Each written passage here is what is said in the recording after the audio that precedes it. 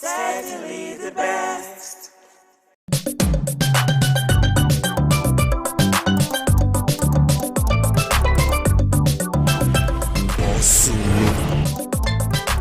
Waiting they happen.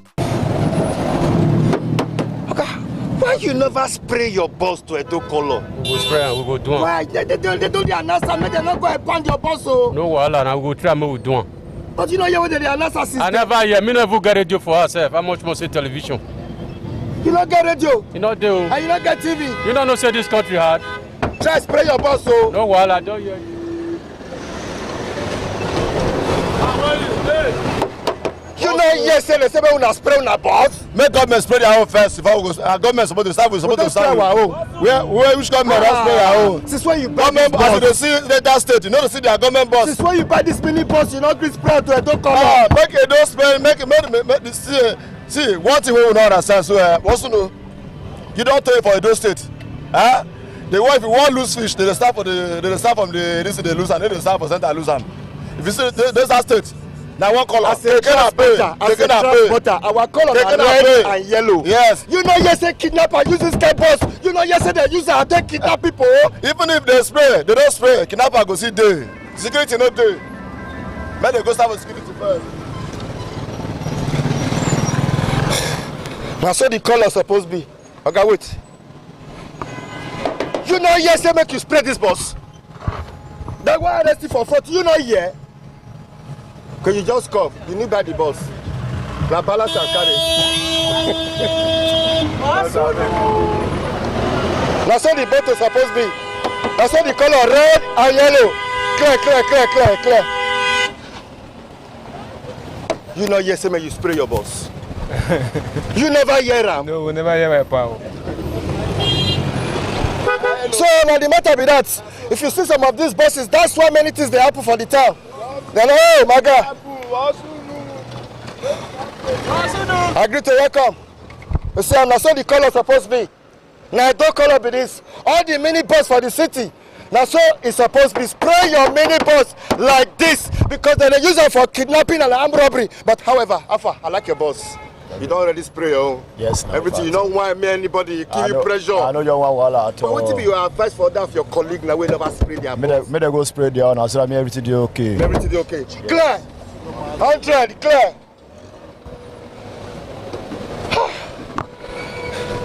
We not come know the.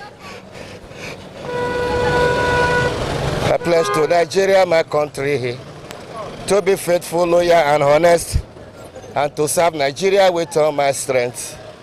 Not so it's supposed to be. If you go different states, they get their own color, don't get their own color. I don't color code now yellow and red. But some mini bus drivers, see them.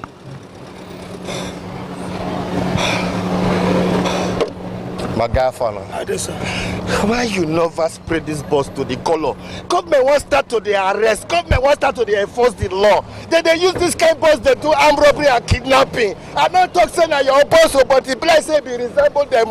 But why you never go spray them now? Okay, the way they take talk the matter, it is very close, and they need to Christmas finish. Money never did like that. Now without first Christmas, we want first school fees. For school fees to our strength. At least 3 bedroom flat where they occupy now, I'll pay 310 with 5 children. So I never even think about painting now. Rather, I want to share this. How much to spray this bus? 100,000 naira to spray now. If I get 100,000 naira, that means I'm supposed to go work for my side park enter my house. Government wants start to the arrest people. Okay, sir. Now so the bus supposed to be.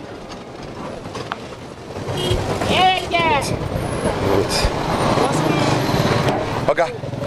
Why now? Why you never spread this bus to a dog color? Why? Then they use this kind of motor for kidnapping and armed robbery. We don't know who they use them. Ipa, Domo. If they paint the same motor to Taxi color, the same thing go see. They don't go fear identify the number. I prefer the color code. Each vehicle go get number. So that number don't trace the vehicle. If they say me all the vehicle paint to Taxi color, they not go fit trace the. We go know the one with the transport now. So you know. So I prefer the color code. I just beg the state governor. Okay, Yeah. then they give you the code, may you not spray your bus. Yes. Okay, just the code. Yes, na number they go. Thank Senior man, you supposed to spray this, but they use this kind of bus for armed robbery, for kidnapping. I don't tell you, yes, now. Okay. Government wants start to the arrest you. They don't start now. They should start now. Okay, we'll Spray am. we'll go do one now. We'll go do one. Okay, no wahala. Waiting they happen. Pledge to Nigeria, my country, to be faithful, loyal, and honest, and to serve Nigeria with all my strength. Shasha, why you never spray am now? My brother, we dey beg government, may he help us. Why you never spray am? Of recent high school start. So we dey beg government, may he help us. May he give us more time. We never say we no go spray, we go spray. But may he give us time. May he give us time. Like from now till June we go spray. But From 9th June, at least now. you know the yesterday they use it for kidnapping and armed robbery. Oga, may you look my face. Like person like me, person like me now, I get strength to drive motor. I can't use and rob. No, nah. Okay, you be minibus driver. Yes. Okay, hold on. What you want? I call. So all the color that say supposed to be. This na those state color code.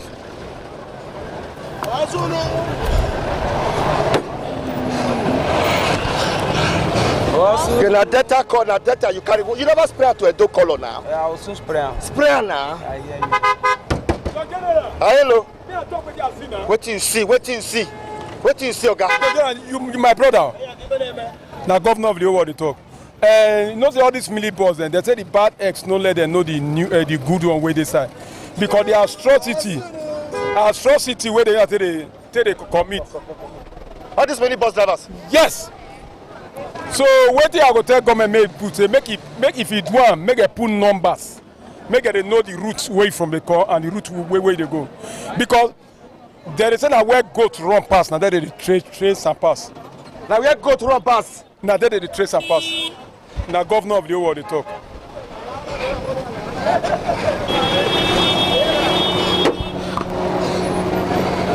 Oh boy, Alpha, it's clear.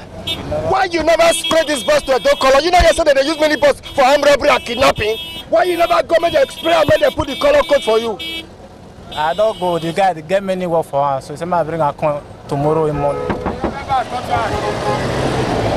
You know Paso. You know Paso. Sit there. I like your own.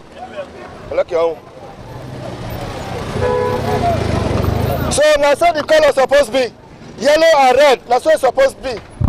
Say another one. Confirm yellow and red. That's all the color supposed to be for all the mini bus for those states.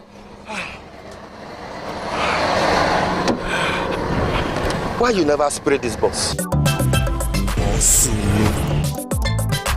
Waiting they happen. Why you never spray this bus? Hold on. Why you never spray this bus to a blue color? You spray am? Yes. A balance and carry. Okay, balance and carry. All these guys.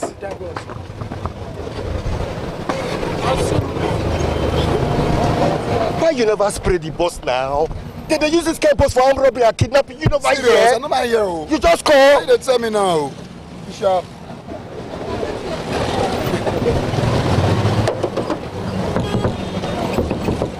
Why you never spray this bus now? When I don't give on those.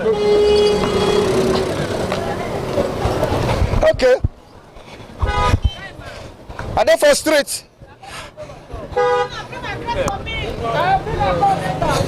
Mini bus. However, each state get their own color.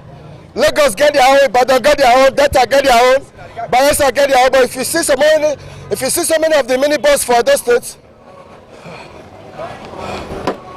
okay. Why you never spray this bus? Why? You know yesterday they used it for kidnapping and armed robbery and one chance. Government don't want to now.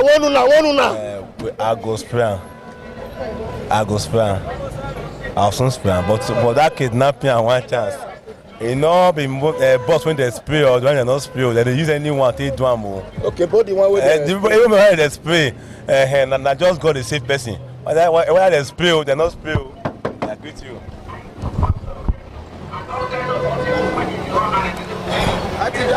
Cleo. I did. What's the news? Tinubu different. How you dey look my motor? Oga.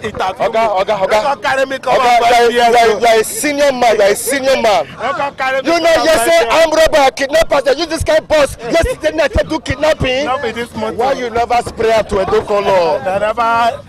Why I never spray? Yes, now. They talk about the color code, but we never see them. Color code, yes, And we need them. Push up, you never see them. Carry your boys, go meet spray painter. Make spray painter spray them yellow and red. Then go meet the those state government. Make you give them your particulars. When they put everything for profile. Okay, sir. We don't hear, sir. Well, soon. I'll tell you the kind of people where you carry now.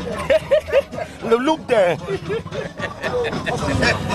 His Excellency, the executive governor of Edo State. Don General. I beg Jinja. Don General. Kidnapping now a normal business now for Nigeria. Don General. Color code. Most of the buses, mini bus and bus, they're not. See there, 1, 2. That's where they buy them. You know, say if you jam me, you jam masses. You know, yeah. Say they use this kind of bus to do armed robbery and kidnapping. That's why they still come and say, "Man, I go spray on a bus to yellow and red." May you go get your color code number. I will get her very soon. Because now they hear the information, so. Okay. Castero now they. Not day. And you not get television. I not get television. You not hear the information. And they work Monday to night. But you know yesterday like this bus that they robbed last night. Me not hear that one. You know who yesterday used to do kidnapping? Me not hear that one at all. That means I go open Castero for my motor. Castero made they listen to Russia wife and they talk in the evening. They spray your bus.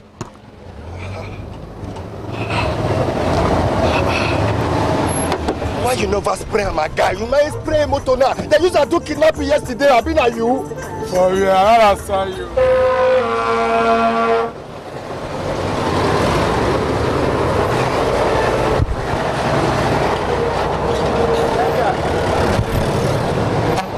I pledge to Nigeria, my country, to be faithful, loyal, and honest, and to serve Nigeria with all my strength. Why you never spray this bus, Oga? Waiting they happen. What's supposed to be? Down they go.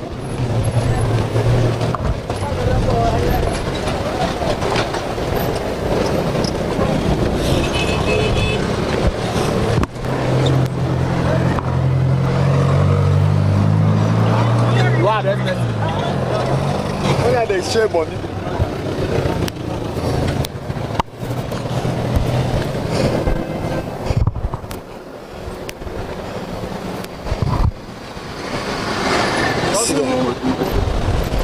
See there. No color code. I see you. See, I'm no color code.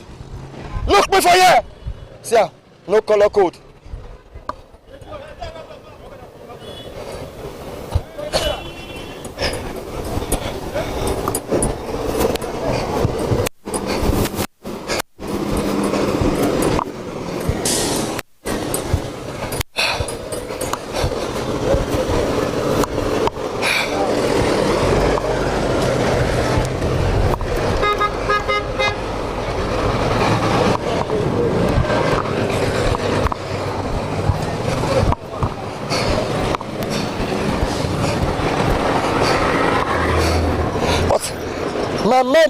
My men, they tell me say Super Eagles of Nigeria, they go win Morocco for this Africa Cup of Nations.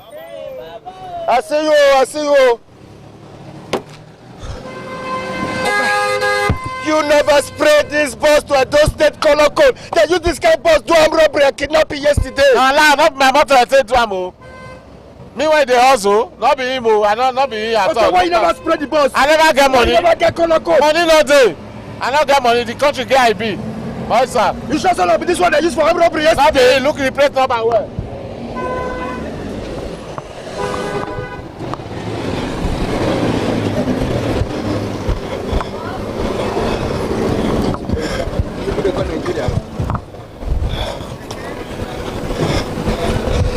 That's what it's supposed to be.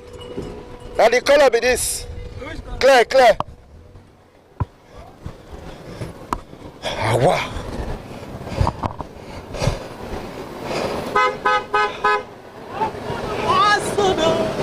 Spread the boss, spread the boss, spread the boss. Spread the boss, oh, spread the boss. Spread the boss.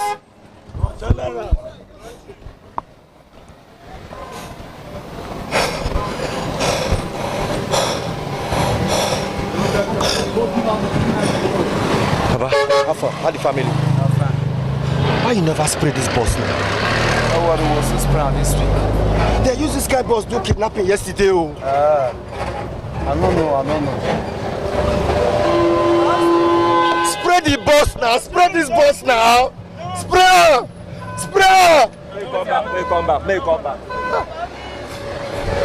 When they spread, government say make they spread their boss to a dark color. Okay. So that more know the boss will be transport. Yes, that's right. You are because right. they use it for robbery and kidnapping. Not be lie. It's too much for Benin. It's too much. With everybody, they even complain. It's too much. Make they spread the boss. Yes, they will bless the governor. They will bless her.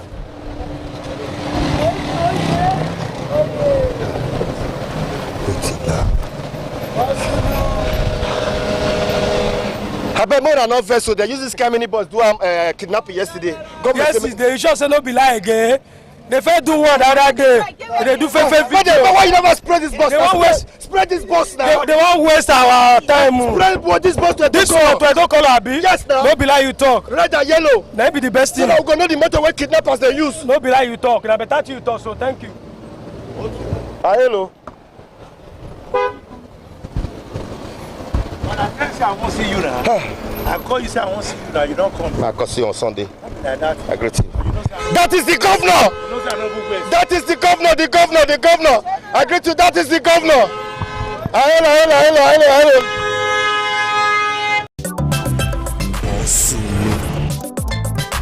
Waiting they happen. Go.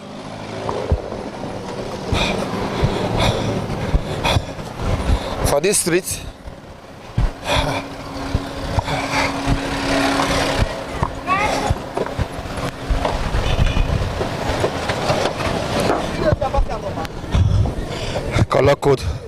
Color code. Spray your boss. Color code. You know here. Say the state government say we spray our boss. Then they use this kind of boss for armed robbery and kidnapping.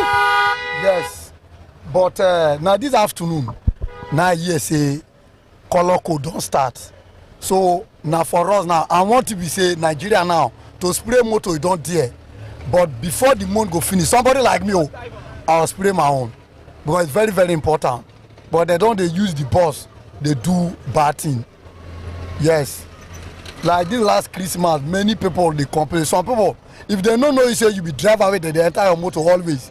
They no go enter motor. Okay. Yes. So that color code is very very important. I support that one. Then very very. But make them make the price cheap for people. I not tell you that. Make them make the price cheap for people. The color code make them make the price cheap for people because this government, like me as a transporter, they favor me. So that. Favor you when yes. For 3 months you never pay anything like ticket to a state government or local government. Yes. They favor you. Yes. So that color code is very very important. All the mini bus. Yes, all the mini bus. All the mini bus. I say they use and they run taxi. Go do about. May they give us time. Say so time. Make sure say don't do about. We just enter January, but may they no put pressure because the country for now is hard. But may they give us so time or 3 months time or 4 months time. Make sure so everybody don't get motor color as the color code. So I support the government. Nigeria versus Morocco. Today, Nigeria will beat. Nigeria will beat. That's sure. Hey, not forget that Morocco na they host the. Nah lie, we go win am. I trust Nigeria. 100%. We'll beat Morocco. Yes. For tomorrow match so. Yes, I support them. You sure? Yes. Move. Thank you, sir.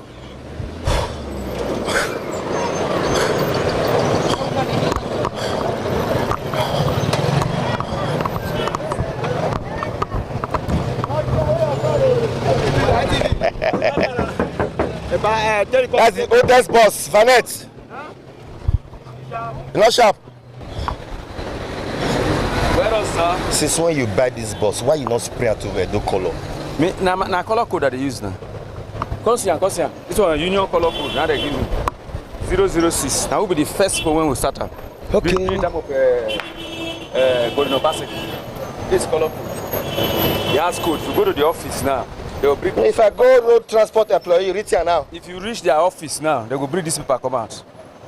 006. My name go show for there. Yes, sir. I just the hear for the first time. Now so it be. Now so. So with this one, you don't need to spray them red and yellow. No need. Now that is why we no spray. When we get all this number, then we will not spray.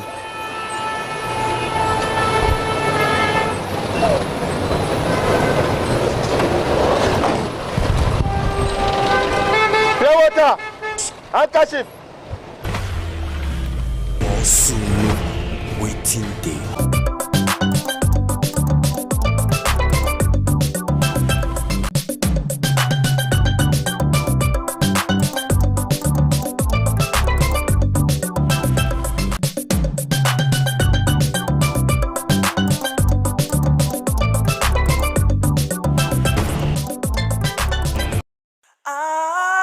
ITV, certainly the best.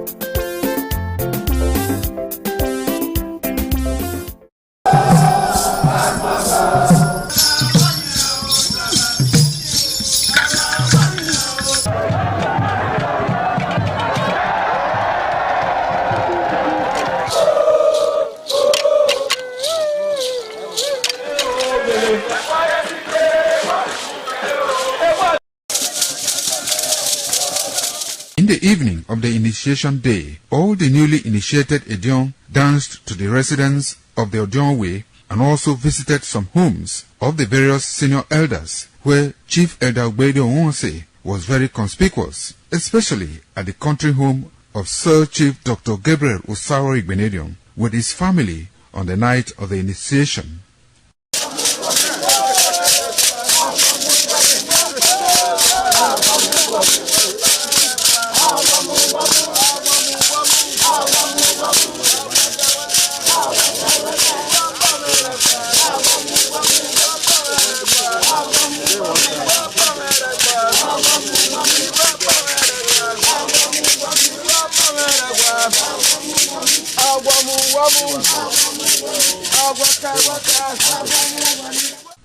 On the following morning, as part of the rite to be performed by the newly initiated Edion in Okada town, the initiates, led by Chief Elder Ogbede Onwonse, visited the Esama of Benin, Sir Chief Dr. Gabriel Osaro Igbenedion, at his Okada country home residence to pay homage and appreciate him for all he has done in the development of the community, which has placed Okada in world map. They also thanked him for his role in the success of their ceremony. They commended the Esama of Benin as a custodian of Benin cultural heritage and for revitalizing the age-long tradition of the age-grade ceremony.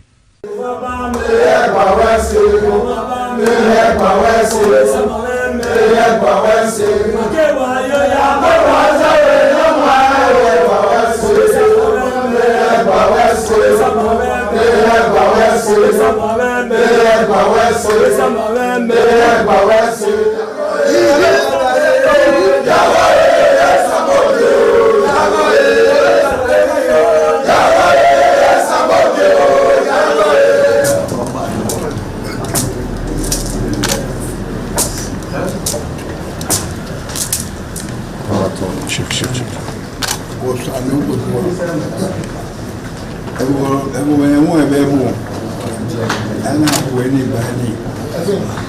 I'm waiting away, John. Why you told me? Say them there, look at the John. We are Nadia, put the Nadia over here. But you were in the Baby. And you are my baby, sir. Here is John Wena over our talk.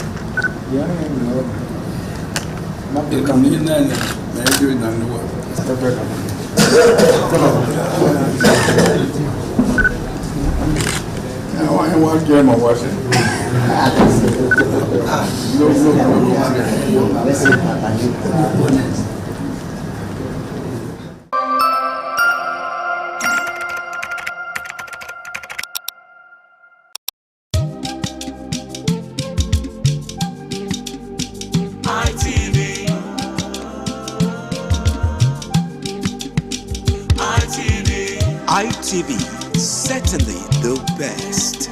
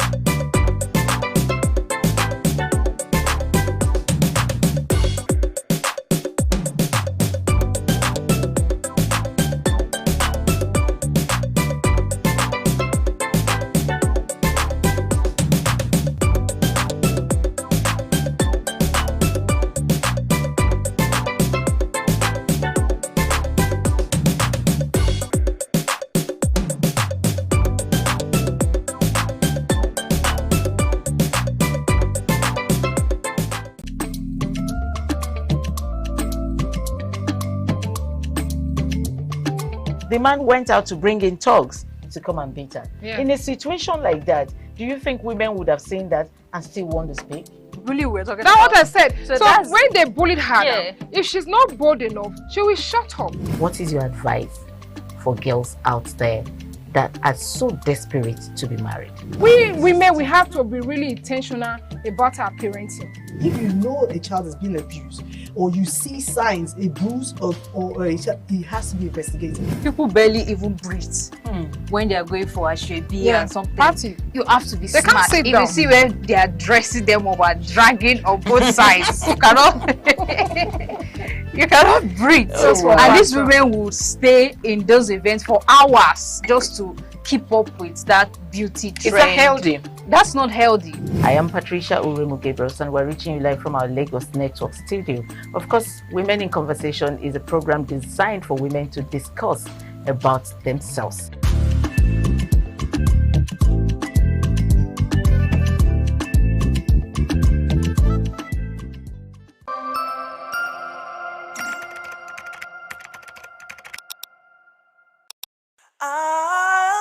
ITV, certainly the best.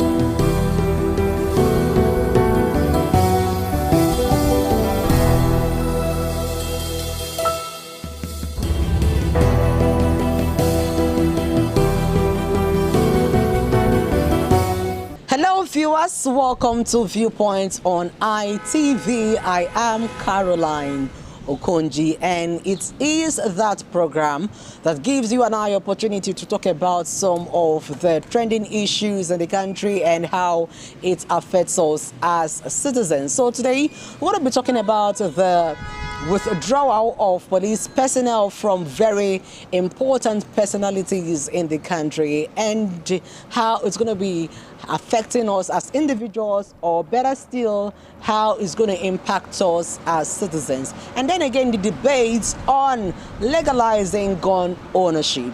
So let's go talk to some persons and hear what they have to say in regards to this topic. It is Viewpoint on ITV. I am Caroline Okonji. The Nigeria security architecture, I think it is a very, very wrong approach at this time. When you talk about developed countries and thinking of how police operate, the environments are not the same. First, we do not have good roads. That when you call for police in an emergency response, if it's like in the developed countries, you see police appearing within minutes. You hear of cases of assassinations in places like America. It's only a matter of days they will find the killers of those people. Those are not the situations in Nigeria.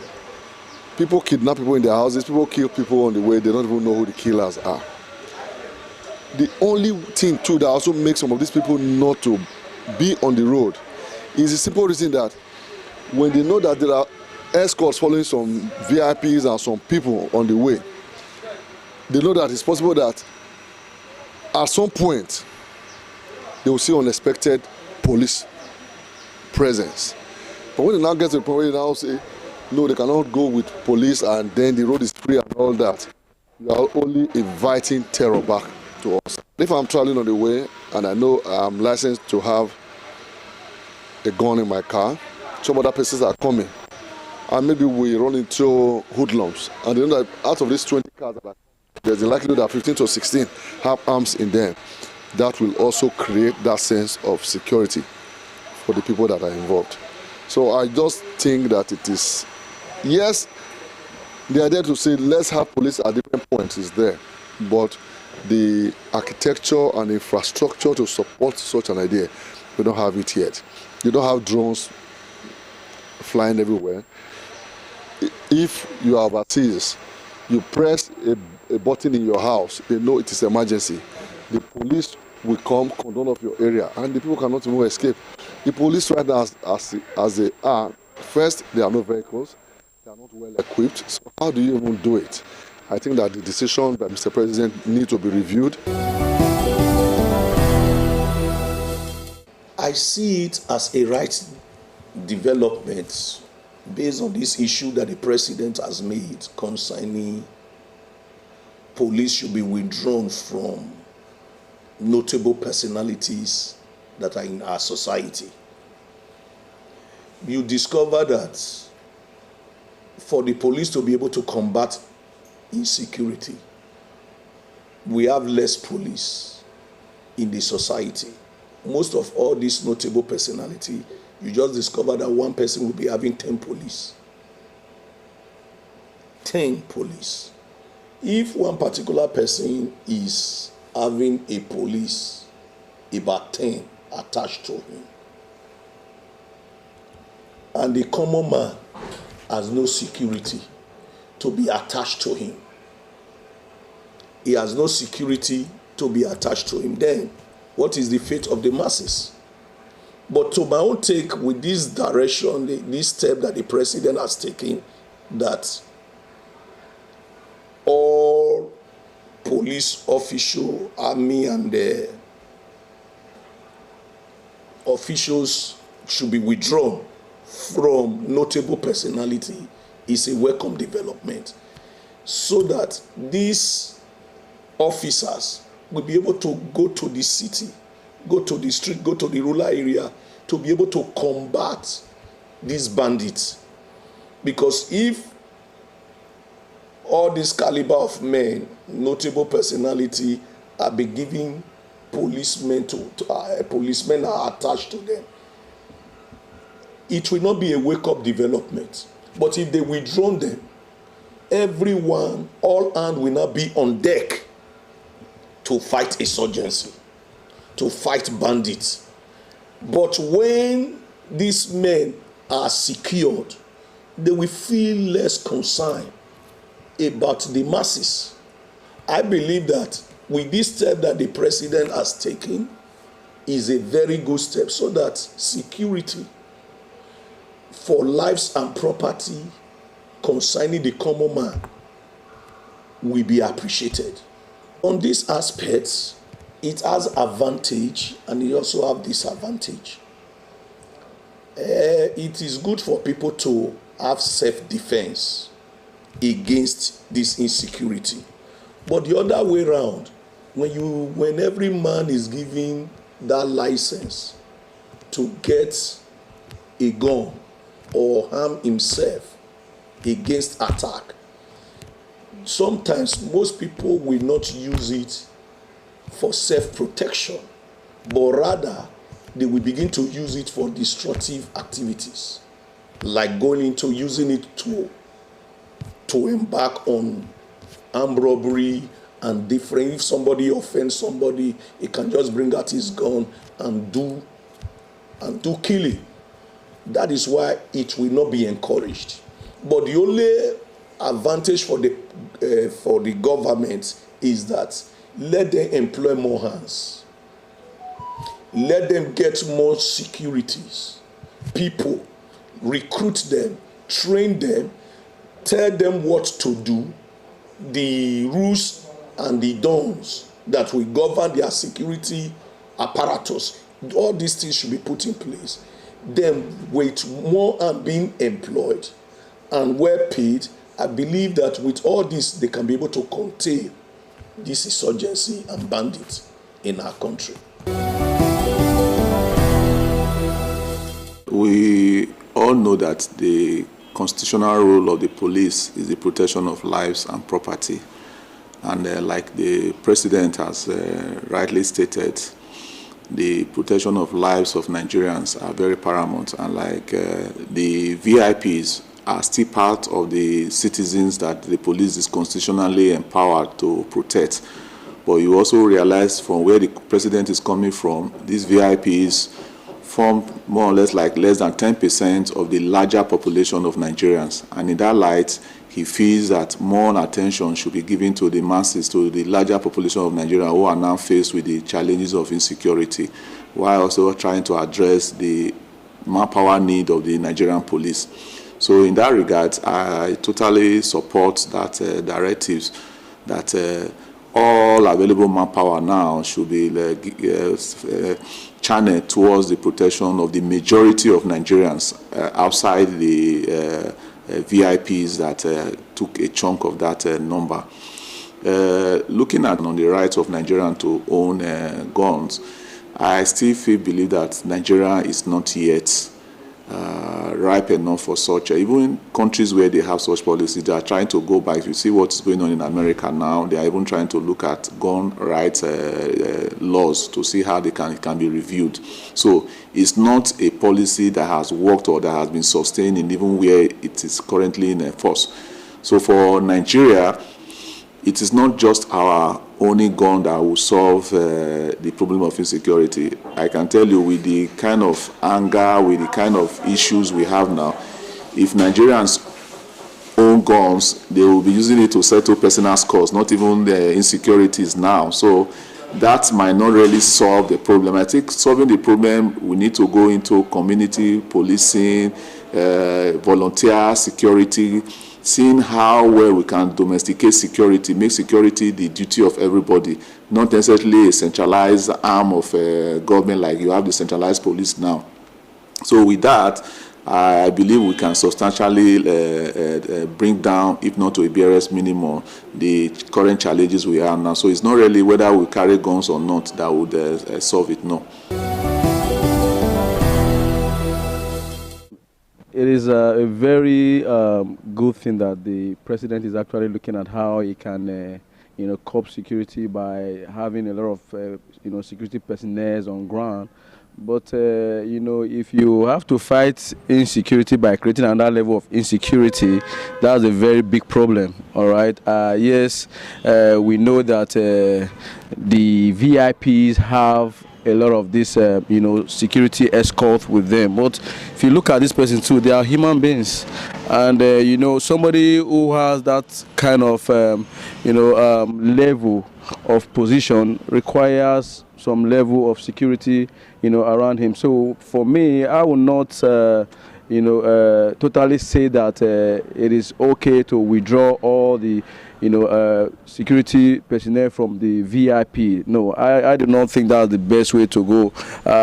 Instead, I think they should look for a way to have more persons in the force, in the military, in the police, and every other security agencies that can help, in this insecurity. Because the VIP are human beings. The right to own a gun, I really do not think that Nigeria is matured for such a thing. Yes, we have that in some developed countries like America, but I do not, advise that such law should be put here in Nigeria, because a lot of persons are going to take advantage of this particular, situation, and they use it to do other very, very, malicious activities. So I do not believe that Nigeria is ripe for, self-ownership of gun at this particular point in time. Insecurity in Nigeria has eaten so deep into the life and well-being of Nigerians. Like in the area of business, it has affected us a lot. Like, for example, those our mothers who travel to village markets in this season of December, where they travel to buy plantain, yams, and others. We see many of them were unable to do this because of the insecurity. And that has also affected their own family, because they will not be able to provide for them because they were unable to do their business the way it ought to be. Like those of us in the real estate sectors, I think it affected us the more, because this is one of the most funny December I've ever experienced, whereby our brothers and sisters in diaspora, they are scared to return home to celebrate with us. And after they have saved this money, and they buy property at the end of the year, so that at least they will not count on one thing that they have achieved. But this time, many of them, they give up. Instead of coming to Edo State or or Nigeria to buy property, you will hear them saying that they want to go to places like Singapore, places like Spain. They will tell you the money they will use to buy property in Abuja, like maybe 350 million, 150 million, 200 million, is enough for them to get property in Spain. And that property in Spain will give them high return of investment than the property in Nigeria. And another thing that affected those in diaspora and the VIPs, let me use that word, very important personalities in our country, is the new law that has been passed by the president, that police personnel should be withdrawn from this set of persons. And the current situation of insecurity in Nigeria, so these persons, they will not be free to come in, because it's as if them coming in, they have signed their death sentence because the security is a threat to them. And at the same time, the police personnel that would have been of assistance to them to guide them is being withdrawn. So it's just as if they want to jump into a hot fry pan. So these ones is what stopped them from not coming to Nigeria, and it affected our business a lot. So those persons we are all to care for, these things restrict us to do a lot for our loved ones. Because if you don't sell property to get money, so there's no way you are going to spend money. So if you check, though we are having traffic and all these around, but the truth is that the well-being, the lifestyle of these our citizens is being compromised, because insecurity has cost them a lot. If the guns is being legalized to every citizen, it's going to cause more havoc at this initial stage. So I believe instead of legalizing gun to individuals, let's recruit more local security personnel that understand this terrain of this environment, because a stranger will not know my community more than me. So if they empower these personnel, give them good sophisticated weapon that they can use to withstand these perpetrators, the criminals, it will be able to at least help us a lot.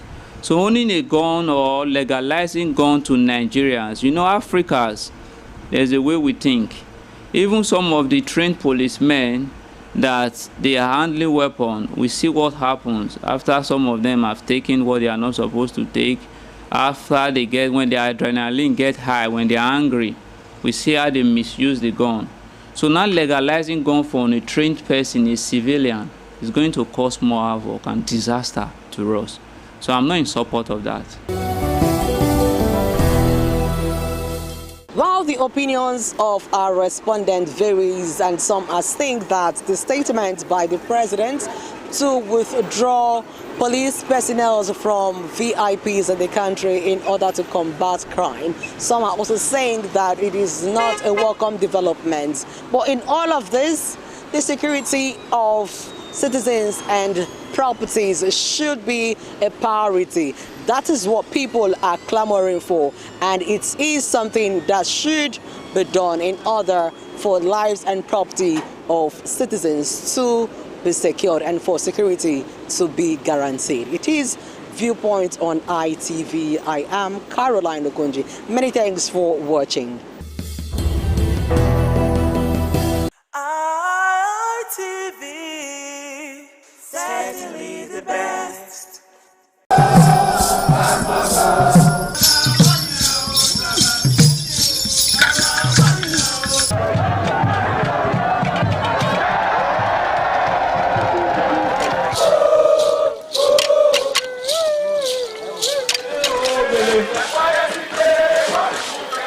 Hey,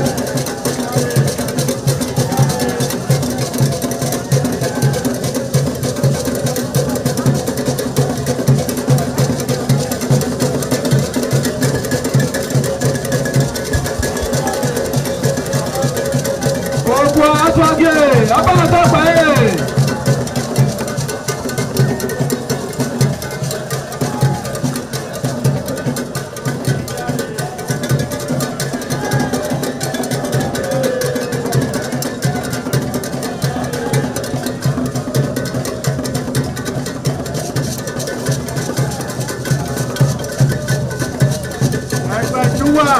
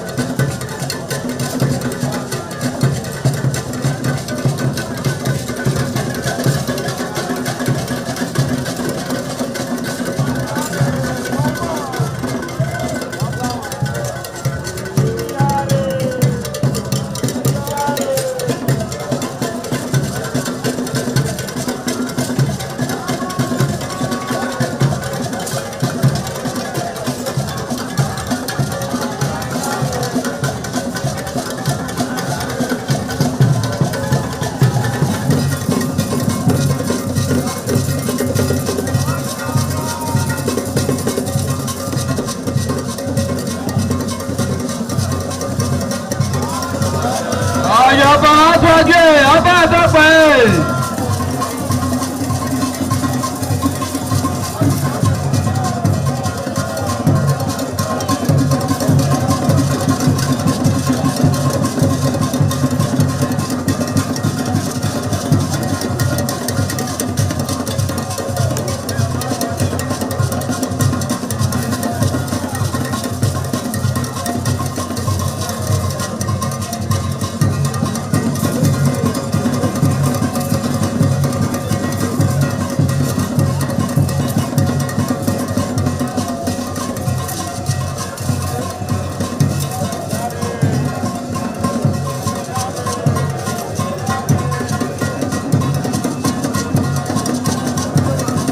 Ojúde Àtọ́gé ọba àtọ́pẹ́.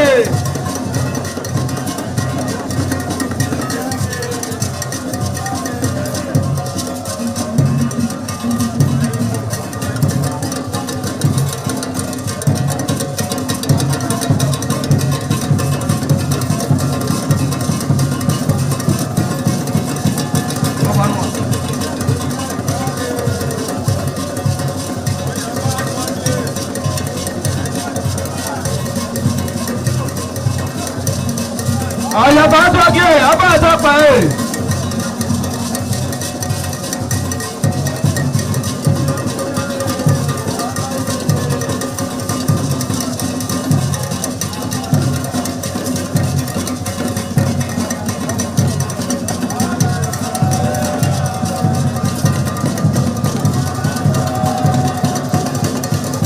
Ọ̀dàyẹ Àtọ́gé ọba àtọ́pẹ́.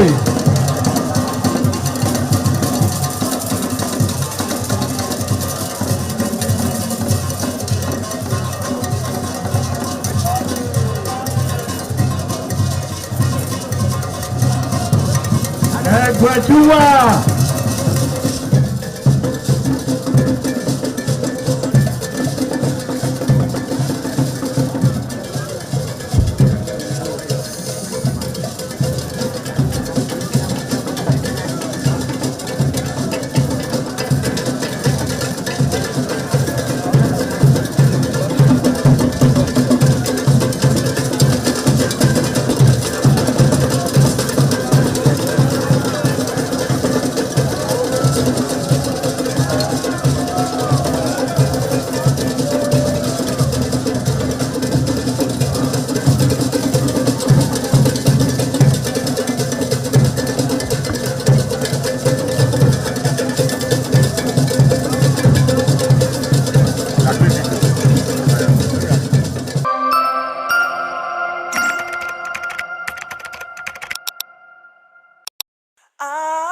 ITV, certainly the best.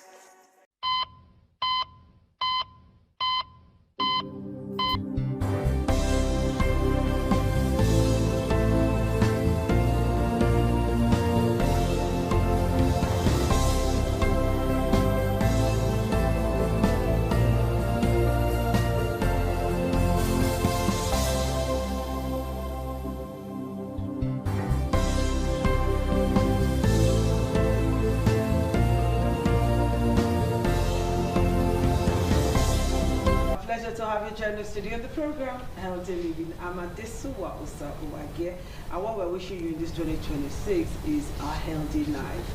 For you to be healthy, and for you to know exactly when to go to the hospital to take care of yourself.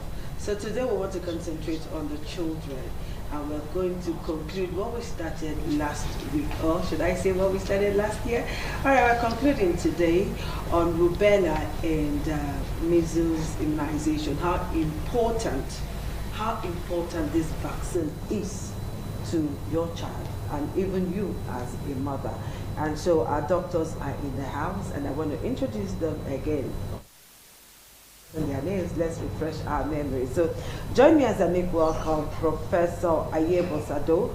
She's the Director, Institute of Child Health, University of Benin. She's also a consultant pediatrician, Department of Child Health, University of Benin Teaching Hospital, and Chairperson, Pediatric Association of Nigeria. Is a big one. Madam, a pleasure to have you join us today. Good afternoon, viewers, and like Happy New Year. Happy to have you join us, Doctor. So, thank you. I also want to introduce to you Dr. Chinelo Nebe. She's the Registrar, Department of Public Health and Community Medicine, University of Benin Teaching Hospital, and she's also the coordinator M1 at Young Doctors Forum and coordinator M1 at Edo State. So, Doctor, nice to have you join us. Thank you so much. Okay, and last but not the least on our list, we have Dr. Queen Odikemere. I got that today. I've been practicing. Okay, Dr. Queen Odikemere is a senior registrar, Department of Public Health and Community Medicine, and M1 coordinator, Department of Public Health and Community Medicine, University of Benin Teaching Hospital. So all three of them are from UBGH. Hello, doctors. A pleasure to have you join us today. So let me start with Dr. Sado. We're talking about rubella and measles immunization. Can you just refresh our memory again on the need for this injection? Right. Thank you very much. So we said the last time that measles is caused by measles virus, yes. And we are more familiar with that.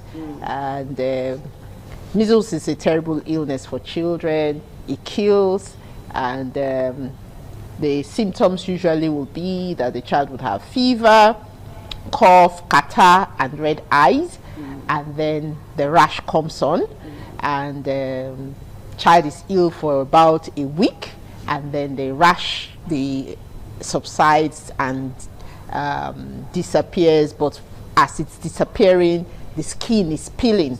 So for several months afterwards, we still see the evidence of measles in that child. So that is what I've just described is mild measles, but there can be complications. So the child can have pneumonia, can have meningitis, can have meningoencephalitis, can have diarrhea, and if the child is malnourished, and many of our children are malnourished these days, the economy is not very friendly, they can have all of these complications. And even after they have recovered, for up to a year after, they have excess mortality. So that is measles. Okay. Now, for rubella is somewhat similar. It's caused by a virus. So when it affects older children, adults, you have the same fever, but the fever is not as high as in measles. Then they may have red eyes, some fever, then they rash. Rubella is also called 3 days measles. It's also known as German measles because of the people who first described it. But the 3 days measles, just when you're looking at a child's face and saying, are you planning to have measles or something like that, the rash is disappearing. So it takes about 3 days and it has completely disappeared, and it doesn't leave any telltale signs like measles. But why are we worried about rubella?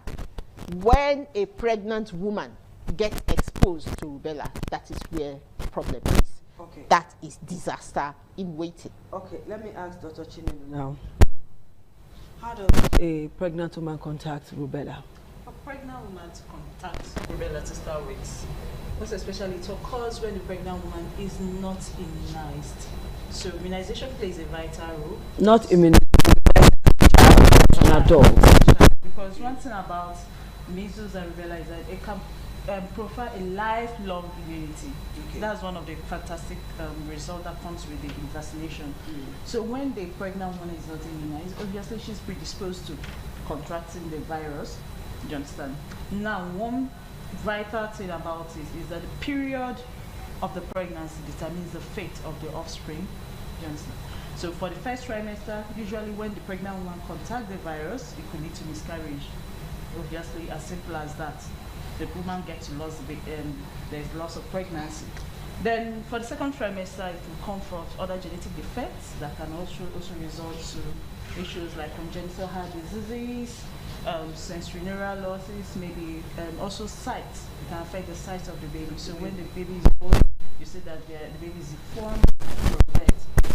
So that's one of the vital things. And also because this provides a lifelong immunity, what it also entails that the mother tends to also transfer some of the immunoglobulin, or should I say, form of protection to the baby passively after birth. So the baby is protected for some period before we talk about backing up with vaccinations. So it's kind of not just the mother, but also the baby. So we are not just preventing something like mortality. Yes. We are more morbidity. At this particular place, now we are talking about infant mortality, neonatal mortality. So it protects them before we now reinforce with vaccination. Okay. So you see the role this vaccination does, not just only to the mother. Don't worry. You have to tell us the importance. Now, how does a pregnant woman knows that she has contacted Rubella? Because some may just say that he going by what Professor described. Some may just say and all of that, and they just play over it, and that is that. Knowing fully well the kind of mentality most of us have towards assessing medical care. Yeah. You see, that's the main thing. For a woman to know she has contracted it, just like my senior colleague mentioned earlier, it's something that goes for a short period of time. Sadly, the woman may have these rashes. The woman may have these rashes, but she won't be able to pinpoint that this is rubella because of the shortened duration. Yes, may have a generalized body rash with fever, mild fever. She may take it for malaria or whether yes, it may come with itching or it could come with papular rashes. They say, but the thinking of rubella is about sensitizing the woman, knowing that this could be, and also depending on the season. Because mostly measles and rubella, they usually come during the hot season. So it's kind of interfere with the symptoms. Can interfere with the weather. One would think is heat rash and all of that. Yes, so much. So sadly, it could affect that. Okay, Dr. Quinn, when Prof was talking about the fact that measles can kill. At what point does measles really kill? Because a lot of us trivialize this ailment. At what point does measles kill? Most times, children that are under 5, that's within the age of 1 to 5 and less than, they are still trying to build up their immunity from the breast milk and then from the supplementary feeds they get. So most times when this infection or they come in contact with this virus and then there are less supports, like in terms of feeding, they are malnourished or their immunity is down. When this virus gets tend to contact this virus with this low immunity, and then in terms of our feeds, nutrients, they help us sustain us, makes us stronger and all that. But when we are lacking, when these children are lacking in all these things, this can lead to deaths. It can lead to form of deformity. So within, a child is vulnerable to its complications and to its mortality, especially within the age of 1 to 5 years. That's children less than 5 to or less than 5 years. So it's very important that we take care of these children at this age so that they don't tend to have the complications. Yes, death may happen, but most times when you don't take the appropriate measures in terms of ensuring that they feed adequately, for those who are breastfeeding, ensure that they are exclusively breastfed about to 6 months. if this thing is not being done, maybe in terms of maybe the mother is not able to do that either financially or maybe working and is unable to carry out these processes, this child is vulnerable to having complications of that are associated with measles, even up to death. So that's why it's very important. Okay, all right. It's now time for us to take a very short break, and when we come back, we'll ask Prof and the other doctors some questions and get answers definitely. So,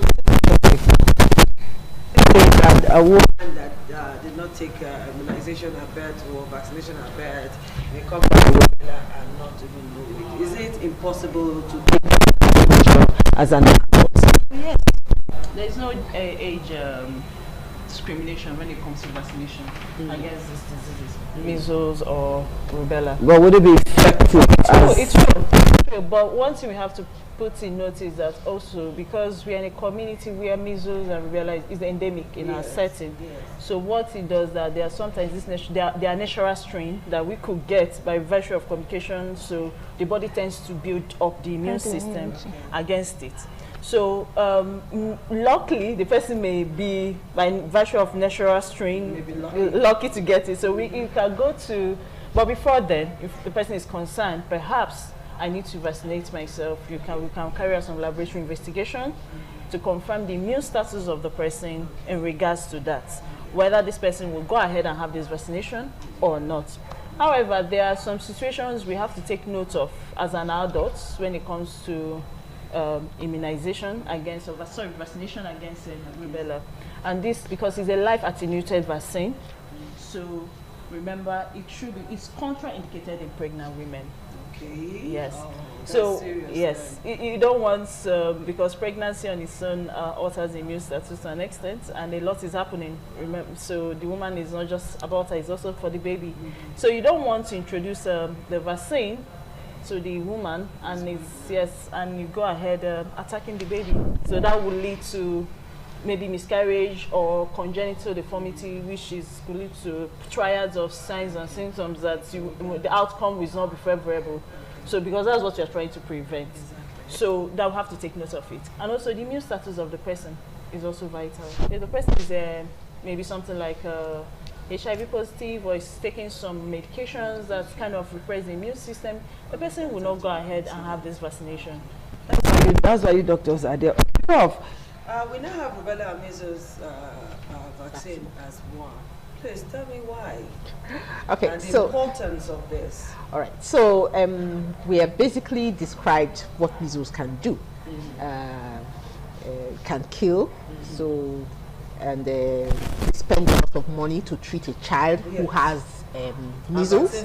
Then, if a child has congenital rubella, it costs between $4,000 and $100,000 to treat one child who has congenital rubella syndrome. So we are saying a child who is blind, child who is deaf, a child who has a hole in the heart, and who is possibly mentally retarded. So we're not sure if that child is going to be well, if that child is going to be so it costs a lot to treat. So prevention is better than cure. Please tell us more about this prevention. So to prevent both measles and rubella, the best is vaccination.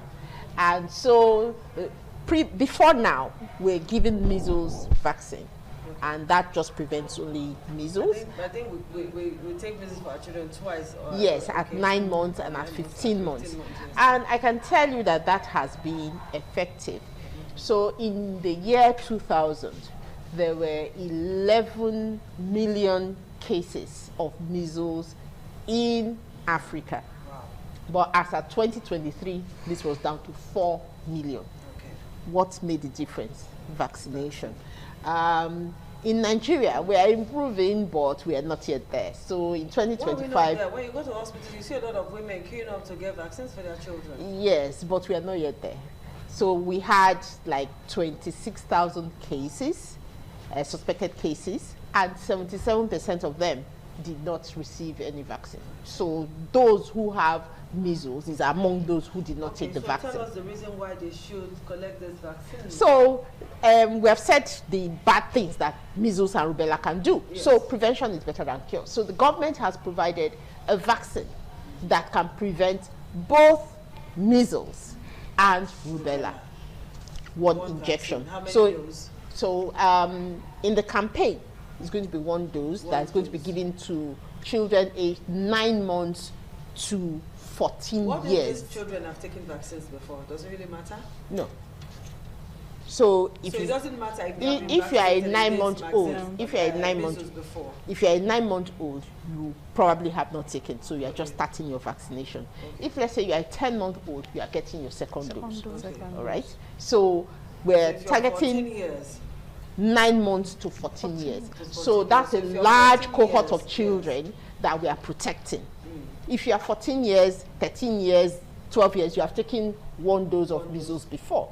So, or even 2 doses, but getting measles, rubella vaccine is not going to cause any problem. These vaccines are mostly in government hospitals. People get it for free, but in private hospitals they are not free. And with the strike from government hospitals, people will tend to go to private hospitals. So what is the hope for these persons, and what is the efficacy of these vaccines that they are going to get from I can assure you, private hospitals? I can assure you that the vaccines that are in the public sector, they are the best. That's public sector. What about private sector? You people will go on strike.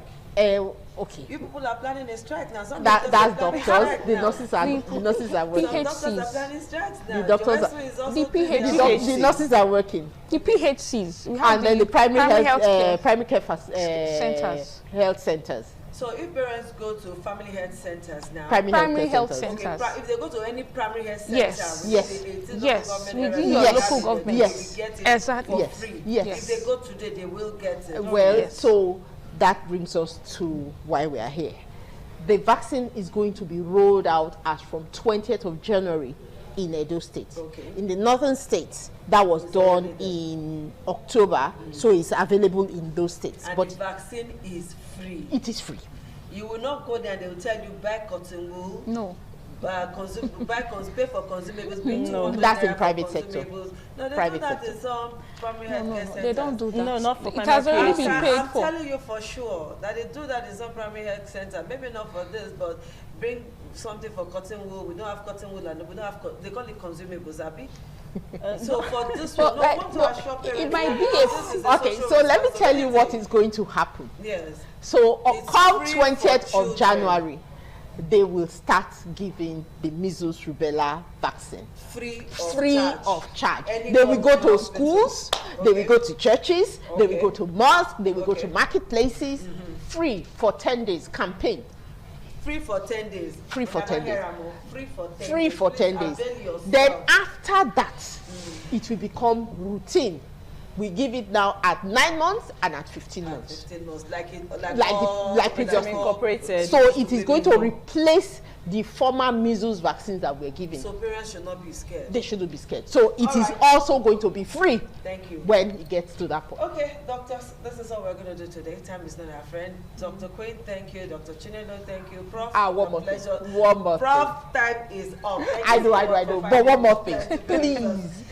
Please. Now, for our 9-year-old girls, they will also offer HPV vaccine to prevent cervical cancer. We'll come and talk about that HPV vaccine someday, because cervical cancer, for women to understand it, is very important. Yes. We'll find time to come and talk about the vaccine is going to be given free of charge. So it's important during that 20th to 30th. How time flies. I care so much about our girl child. So the 9-year-old HPV vaccine for 9-year-olds is free. And of course, the rubella and measles is also free. 9 months to 14 years. Everything that you can do to protect our children, let's do it. We'll see you again next week. Bye-bye. All right.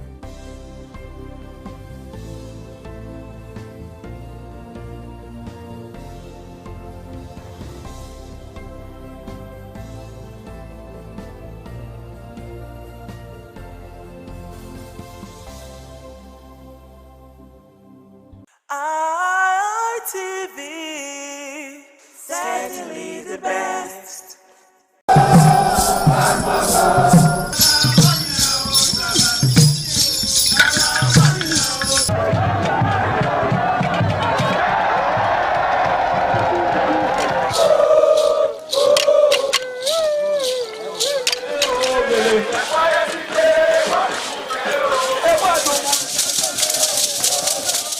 Omonoba Nedu Ukwakolopolo, Ewai II, Oba of Benin, stepped out majestically with loud crowd to perform the Sotun rites of his late mother, Queen Mother Ioba Omoni Ikoyeme, Ioba Ewai II, who departed this world 49 years ago.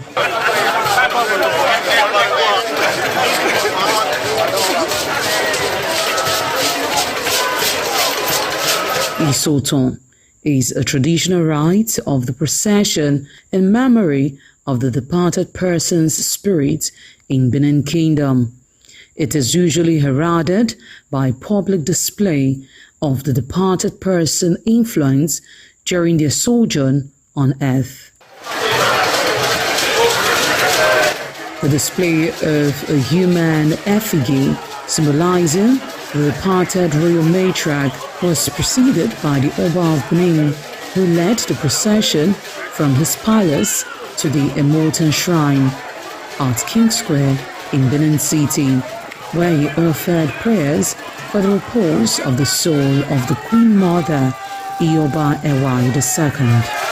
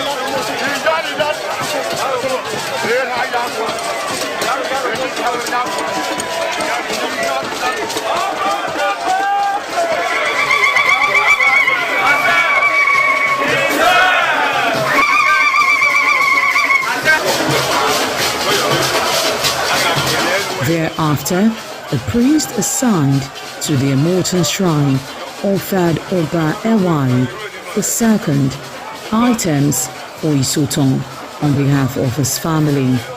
However, chalk, known as Uri, represented a mixture from royal fans after ancestral spirits were invoked to bear witness and announce his arrival. On his way home, Oba Ewai paid tributes at various pilgrimage sites, including Queen Idia Tomb, beside Oba Market, where a cheerful crowd of traders abandoned their wares to catch a glimpse of the royal personage and join in the celebration.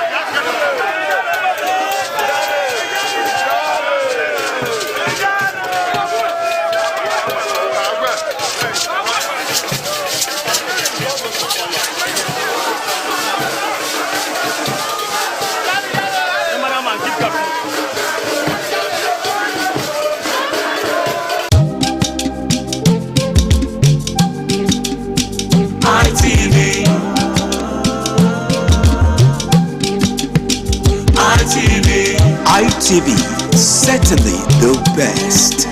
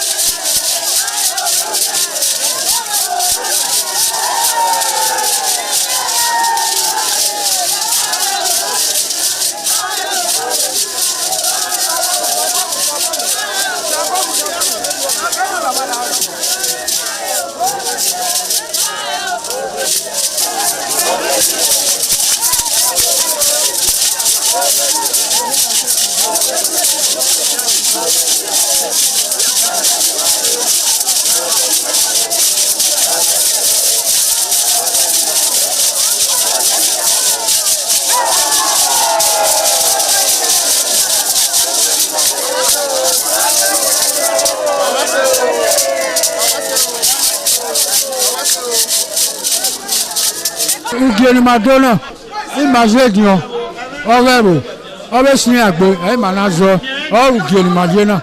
You will have to serve the community for 30 years before you come to this stage. They will ordain you or your title. Then by then you are one of the elder. This year now, we don't read the year, so that's why we can do this year. Historically, joining the Elders Council, an individual must have reached a certain age and must have made significant contributions to the community through leadership, service, or other meaningful ways.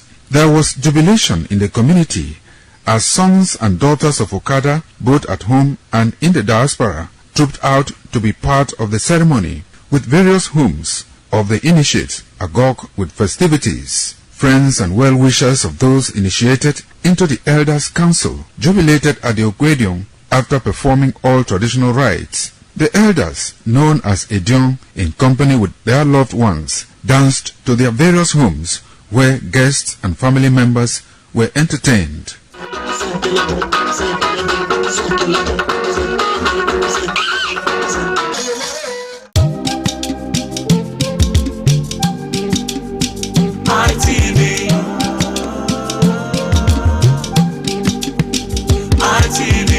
ITV, certainly the best.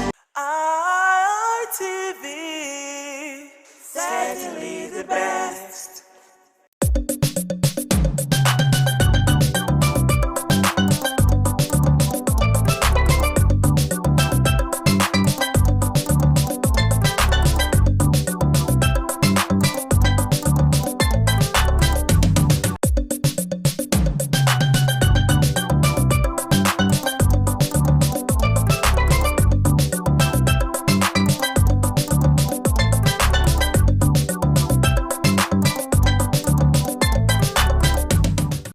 Viewers, once more, we welcome you to Message of Islam, reaching you from Independent Television Benin.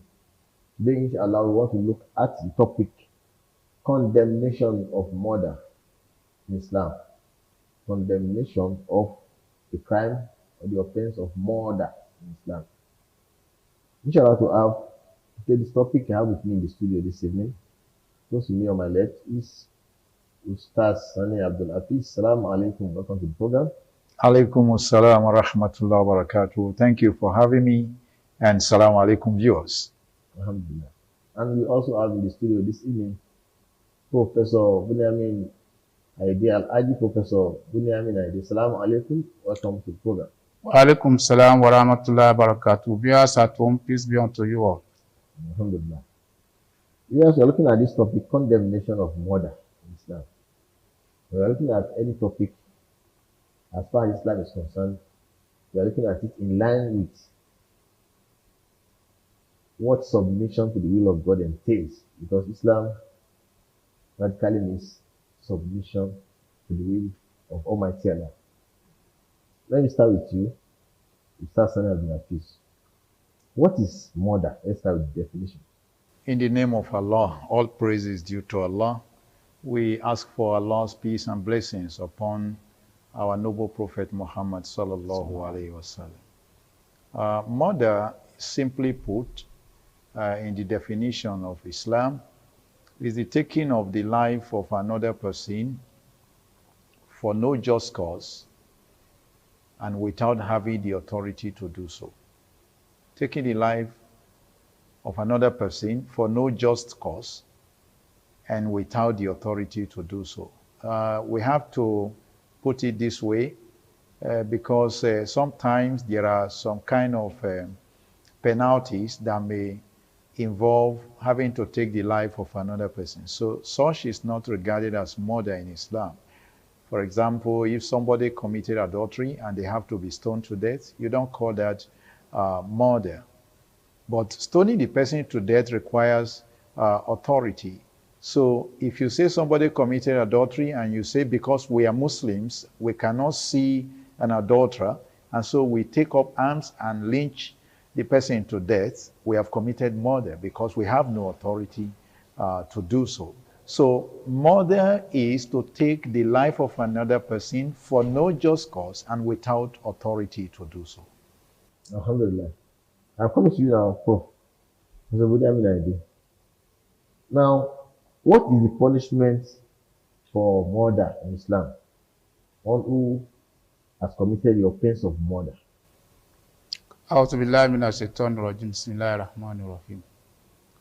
Of course, the definition of murder as far as Islam is concerned has been given by Malam Abdul Hafiz Sani. In addition to what he just said, before I go to the punishment for murder, the issue of committing adultery, before you can even carry out the punishment, there must be witnesses. Witnesses to say, at least two same men who will not lie. And it's not, adultery is not something that you commit in the presence of anyone. So even when the act had been carried out and the person just came out of the room with a towel or whatever, and it's at that point one of the witnesses see them, you don't have any right to now come out and say you think that is what they went inside to do. So before you even catch the person red-handed or the person's red-handed, it will be very, very difficult. And that is why most times it's left between you and your creator. Now, having said that, the punishment for murder, the moment... The standard of proof in adultery is more than that. Yes. We are required to produce 4 eyewitnesses. Thank you. 4 eyewitnesses. Yes, thank you. 4 eyewitnesses. Now, the punishment for murder is also that the life of the person that has committed it must be taken. And it will not be taken except the family of the person say, well, no problem. So there are 2 or 3 categories as mentioned in the Quran. The murder could be what the lawyers would call the manslaughter, if it is not intentional, just by mistake. And if it is intentional, someone intentionally takes the life of another person and it's established that the person did that intentionally. Such individual, once it's caught, you take the life of such person as well. So the Islam doesn't play with the life of an individual. Even when you say the life of the fetus, who you want to regard as not a full physical human being, Islam takes care of that. So as much as possible, even the life of animals, Islam takes care of that. Because in Islam doesn't allow you to take the life of an animal without you having any need for such animal. So much as we protect the lives of human beings, we protect the life of every living being. Thank you very much. We are looking at the topic, condemnation of murder in Islam. In Islam, life is so sacred. It is Almighty Allah who created us and is the owner of all the life. In fact, you do not have the right to take your own life, take your own soul. You commit suicide, you go straight to the hellfire. We have a lot of misconceptions when it comes to all these issues in Islam. If you commit suicide, in Islam, you go to the fire of hell. Islam has zero tolerance for the offense of murder. Now, Ustaz Sani Abdul-Hafiz, I'm coming back to you again. Now, in a situation where we have Muslims whose lives are not governed by the Sharia law, which stipulates steep penalties for criminal offenses, what is your take on that? As it relates to murder, when you don't have we have the Sharia law, even where you have laws of the land as regards a particular offense. You know, the general rule, whenever the Sharia authority is not in place, more of a rule of alaykum anfusukum. That is, you are in charge of yourself. In charge of yourself to guard yourself and conduct yourself in a way and manner that you don't commit sins. You don't do whatever Allah has prohibited, including committing murder. It's a complex, scenario for a Muslim to actually live in, because there has to be law in place. There has to be the Sharia in place to bring everybody to book whenever they overstep the boundaries of Allah. But unfortunately, where you live in a place where the Sharia law is not in place, the second question will be, is there any law in place at all? If there is a law in place at all, then the law in place has to be followed to protect lives as it relates to murder. Nobody has a right to take the life of another person. The Islamic fights, so to say, that you had in the time of the Prophet ﷺ, at some point they have to be brought to a halt. Bringing them to a halt required coming into agreements, coming into some kind of treaties, some kind of terms of peace. Those terms of peace are, terms that all of us are committed to in order to see that we don't spill the blood of one another. So as long as those laws are in place, the Muslim is also binded by this law that you don't take the life of another person. This is actually how the ulama describe a state that has a constitution. Like Nigeria, for example. It has a constitution. The constitution represents the agreement between all parties that form the state called Nigeria. Whether they are traditionalists, they are Muslims, they are atheists, they are Christians, they are Jews, all of us are captured in this constitution. So that we are all binded by the law of respecting one another, protecting the life of one another, ensuring that there is always peace and there is no crisis. Thank you very much. Now, Professor, I'll come back to you again. We have some countries that have abolished death penalty. Condemnation of murder in Islam. The penalty for murder in Islam is you will be executed if you are found guilty of murder. What is your view on abolition of death penalty when Almighty God that created us has made that law that whoever kills and is found guilty should be executed?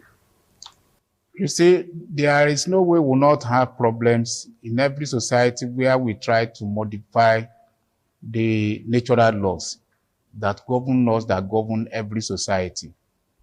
It's one of the ways through which people modify the natural laws. And wherever you have that, will not be far from crisis. Because, for instance, in Nigeria, assuming we still uphold that, that is, whoever takes the life of another person unjustly, such individuals should also be eliminated. If we abide with it, we'll not be running into series of crises that we have nowadays. We have so many examples of people that were kidnapped before ransoms were paid. Such individuals were eliminated. Even when ransoms have been paid, they still went ahead to kill them. Quite a number of times we have read that certain numbers of kidnappers, bandits, terrorists, or whatever, committing one heinous crime or another, were arrested. Later, we will still hear that they receive amnesty. But Nigeria did not abolish death penalty. I'm coming. Now, much as we do not abolish death penalty, how many times have we in this country heard of someone that was condemned in any court of law to murder, and such persons were eventually executed, either publicly or privately in any secret places? We've not heard of that in the past 30 years. And that is why we keep, rigmaroling around a circle.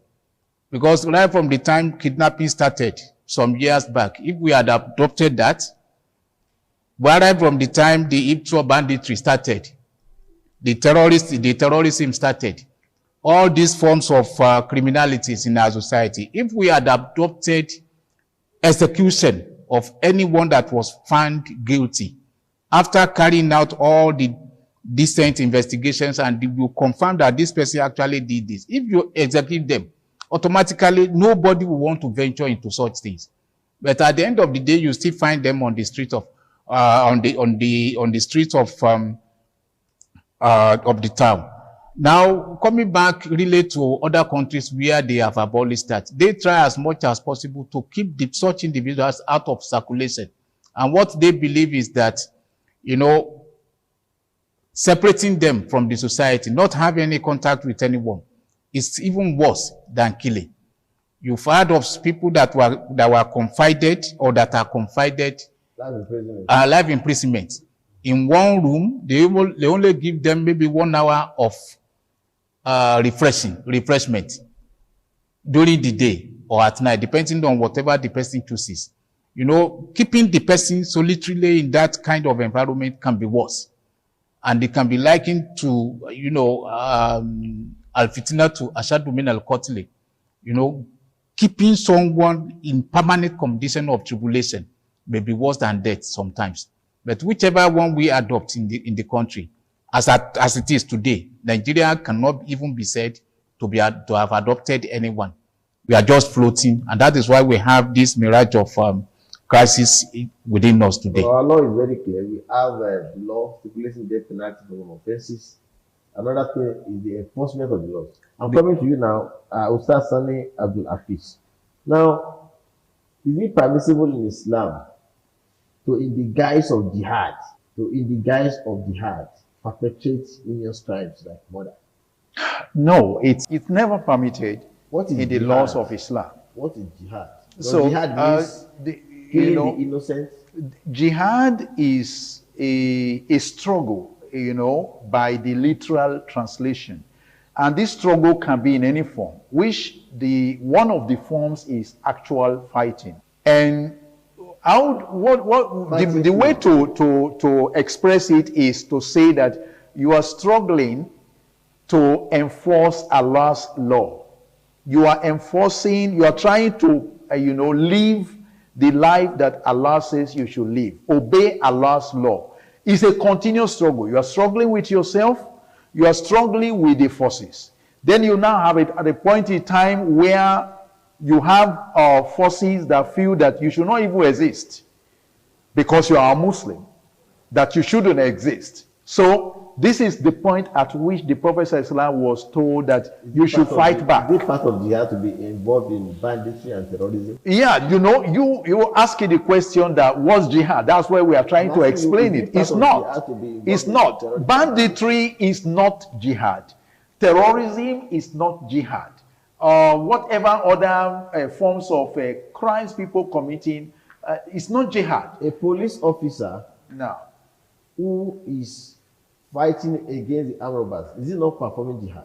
He's performing a jihad because he is trying to, is struggling against disturbances to the society, so whatever you to the community. Everything you do to keep the community safe, peaceful, and progressing is a jihad.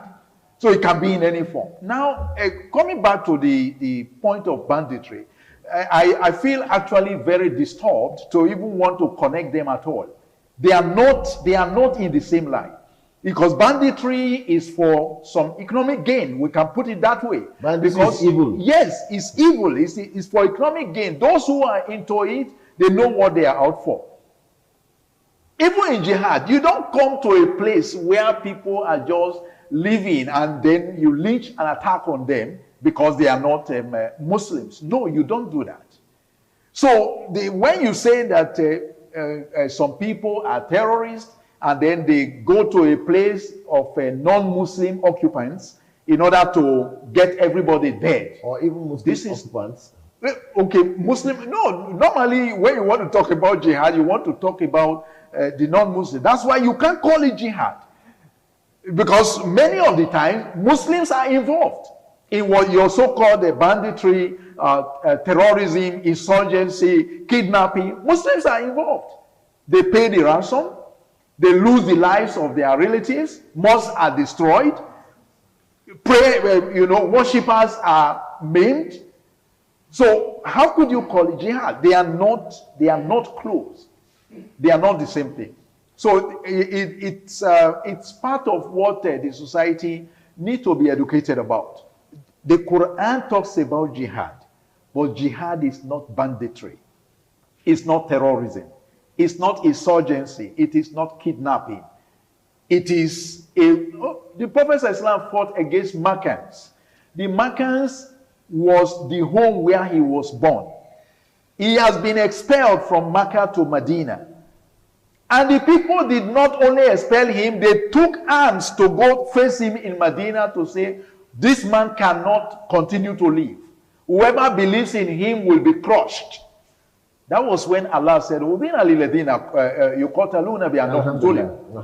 very much. You are allowed to defend yourself, you defend your life. And so it is part of jihad to defend your life. Prophet said one tradition. That if a thief attacks you, you should fight him. And the companion asked, how about if he kills me because of the fight? Prophet says, you will go to paradise. He now said, how about if I kill him? Prophet says, if you kill him, he will go to the hellfire. So jihad is from the word jahada, to strive, to struggle. But it has to be a positive struggle. Striving in the cause of God. And God is good. And God is not evil. Saving a life is part of jihad. As a medical doctor, you are called and you left your home at midnight, rushing to the hospital to save the life of that accident victim. That is jihad. Jihad is to struggle, to strive in the cause of God. Nigeria has been declared or was declared as a country of particular concern. And we are also hearing allegations of Christian genocide. What is your take on that? Well, of course, when you look at the word genocide as applied to what we have in Nigeria, it's not only our Christian brothers, sisters that one can say are the victims of genocide in Nigeria. Because look at the issue of kidnapping, the issue of terrorism, banditry that we mentioned earlier on. All these one cut across various tribes, various religions, even including those that don't proclaim either Christianity or Islam. The victims vary in terms of age, in terms of tribes, in terms of religion. So one cannot really say that it's only the Christians that are involved, except that we are trying to just heat up the polity.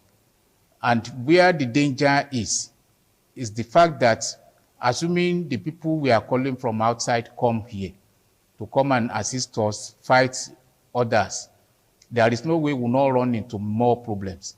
Because in areas where they had intervened in the past, there is no part of the world where we have had intervention of these persons that we are calling, that they have stable society till today. Talk of Libya, talk of Somalia, talk of Syria, talk of even the Middle East. There is nowhere that is peaceful up to today. Now, if you say they should come, no bomb or bullet is labeled Christians or Muslims. If they drop any bomb anywhere, the devastation will not separate people based on religion or will not destroy people based on religion or tribes. So therefore, what we need to pray for and also strive for is there is a general problem, that there are general problems that we all have. The issue of hunger is there. The issue of mounting anger is there, which is necessitated by the situation we find ourselves in this country. So if someone is hungry, hunger as it is today doesn't differentiate between religions, doesn't differentiate between tribes. We are all hungry, we are all angry the same way. So we should not, based on the fact that certain persons are looking for favors outside the shores of Nigeria, then magnify the problem beyond what we will be able to bear when the consequences come. The consequences may be enormous. This country belongs to every one of us, whether we are Christians or we are Muslims or we are atheists, or we don't even believe in any existence of any God. This country belongs to us all, and we must defend it by our conduct, by our character, and by that band of humanity that much. All of us are together in this. Thank you. Mr. Abdul-Hafiz, what is the government expected to do? The duty of government is to protect life and property. The government, among everything they have done, which is striving to see how much they protect life and properties, we can only say that more should be done. More should be done, and just as has been mentioned, that when criminals that are involved in these activities are arrested, they should be promptly dealt with according to the law. And when Allah mentioned about punishing the adulterer, let some of the people witness their punishment, so that it will be shown that the one who lost a life will know that the person that killed my person has been dealt with. That will serve as deterrent to others. Thank you very much, viewers. We have been looking at the topic, condemnation of murder in Islam. Islam has zero tolerance for murder and for all criminal activities. In fact, Islam is very, very strict when it comes to punishment. You steal, your hand is amputated. You commit adultery, you are stoned to death, or you are given 100 strokes of the cane if you commit fornication, if you are not married. You commit murder, you are to be executed. You commit banditry, your hand and feet at alternate sides is to be cut off, and you can be banished from the land. Very severe punishment we have in Islam, the Sharia law. But when you have Muslims whose lives are not governed by the Sharia, then it becomes a matter of concern. Banditry, terrorism is not part of Islam. Jihad means struggle to strive in the cause of God positively. And we should all try as much as possible to let all hands be on deck to make Nigeria and the world at large a peaceful place, especially as Muslims. Thanks for coming. Al-Haji Professor Bunyamin Aide, and thanks for coming, Mr. Sani Abdul-Hafiz, and your uncle, Al-Haji Al-Amin Alao. You have joined us again next week. Assalamu alaikum wa rahmatullahi wa barakatuh. Wa alaikum salam wa rahmatullahi wa barakatuh.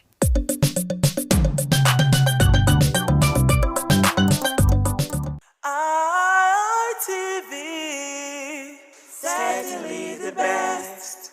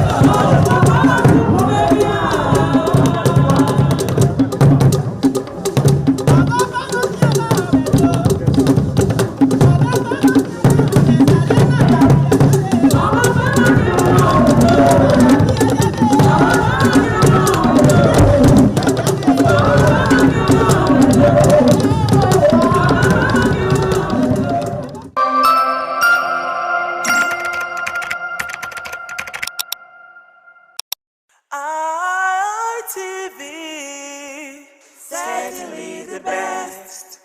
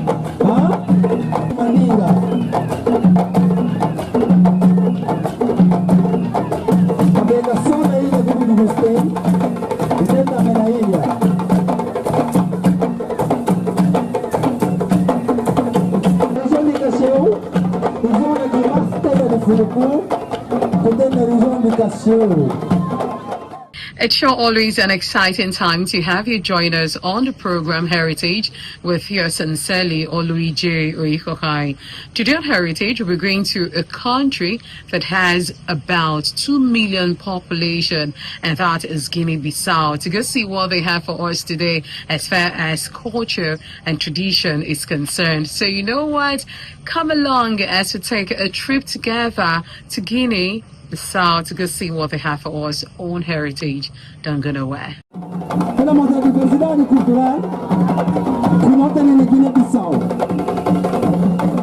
The festival in Guinea-Bissau is the popular annual festival in the country, known for its vibrant blend of traditional African culture and influence.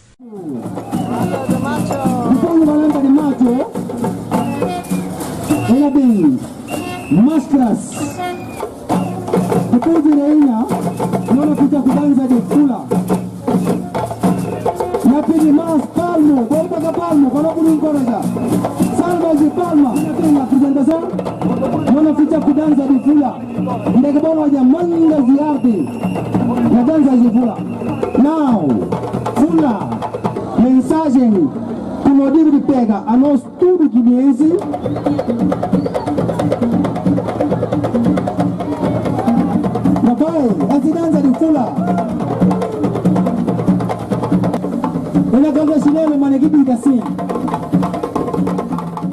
The event takes place annually in the capital city of Guinea-Bissau during the dry season, typically in the month of February or March, just before Lent. The carnival is a powerful display of national identity and unity, bringing together the nation, many diverse ethnic groups, including the Balanta, Fula, Mangoko, and Bajago people, to celebrate their unique costumes and traditions.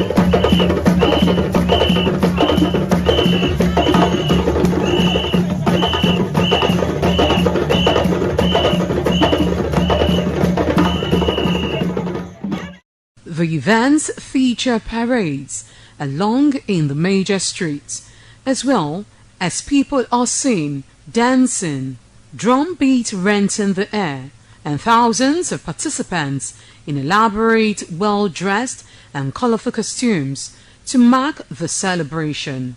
The celebration is a fest combining a cheerful African spirit with lively influences of Portuguese and Brazilian cultural traditions.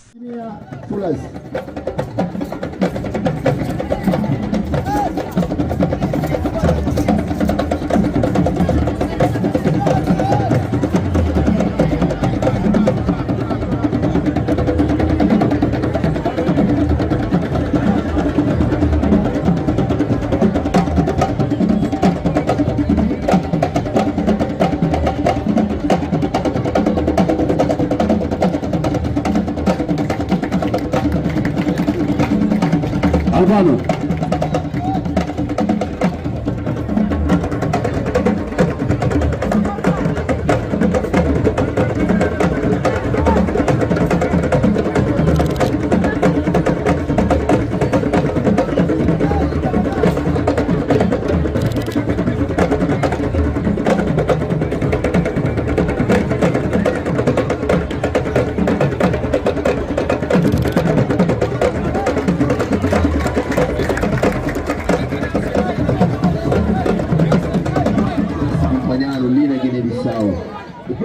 Voglio fare obrigado. Devono tenere primeiro grupo que apresentando está falando.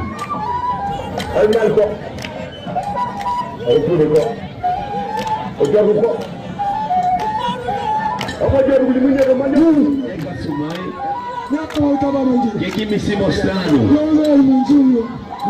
Netinia Pepe ele está falando com ora como aqui. Na cara do seu parceiro Rego. Sana diferente Manova. Se cabeça era diferente de Ambacus. Olha ela quer moça. Nome de parceiro Rego. Segundo não tem. Sumei quer moça parceiro Rego. Não, consegui vencer. Não tem simplesmente parceiro Rego. O vem conseguir a vencer. Não está manifesta aqui a alegria. Rego morre. Que desachola. Que cerimônia. Não está mostrando biombo. Rego de trombo. E morre. Vem outro rapaz na região de Biombo. E por bater só na região de Biombo. Manível e Guiné-Bissau. Cansaré. Vou falar obrigado, Cansaré. Obrigado para representante do desfile nacional de Guiné-Bissau. E para tudo que está presente. Gosto não vai ter balobeiros. Balobeiros.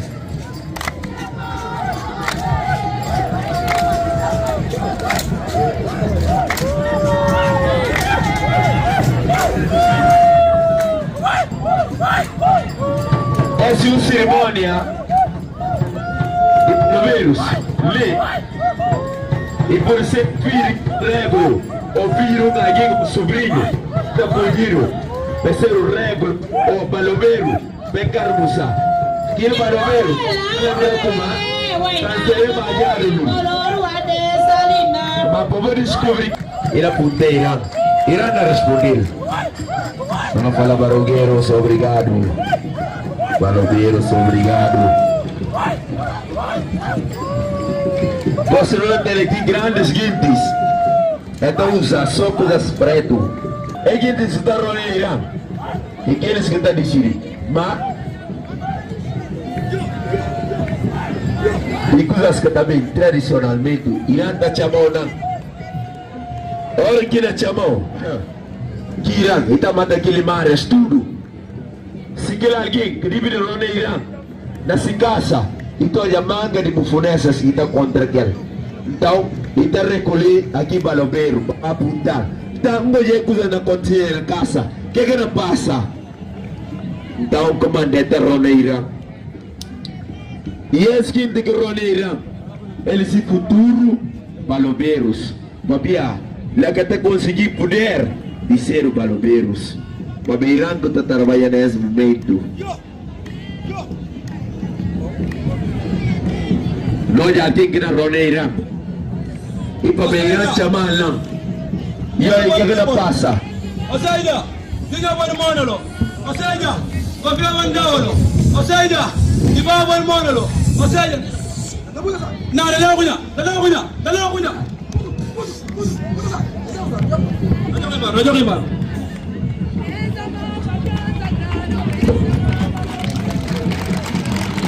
Não falou obrigado. Obrigado para Ronaldo Zidane.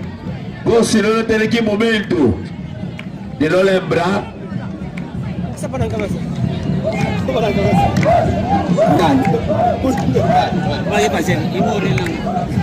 Não lhe lembrei do capacete.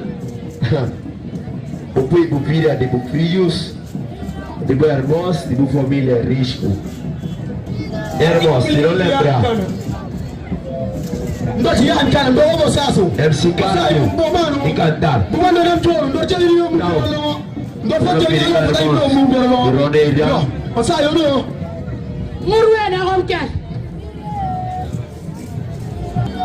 eles que estão puro para não comer. Eles que vão aí na BC, labradores. Para não comer na tabanca, para não farta, para não por ter alegria, força para fazer qualquer coisa. E esses que vão assim. Labradores. Ana labra. Para poder parantar, para não poder comer. Não me estou pedindo o governo de Guiné-Bissau para apoiar a região de Piombo, Leão do Norte, na laboro, para não poder comer. Depois não tem pescadores também, que não mames.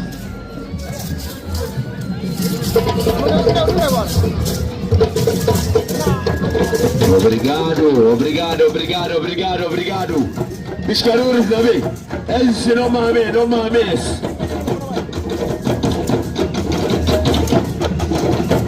Eis que está puro para não comer.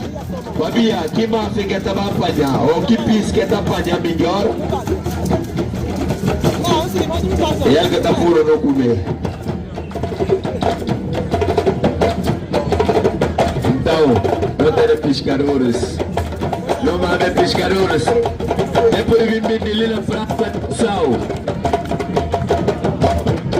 Não pedi, Ministério de Pesca.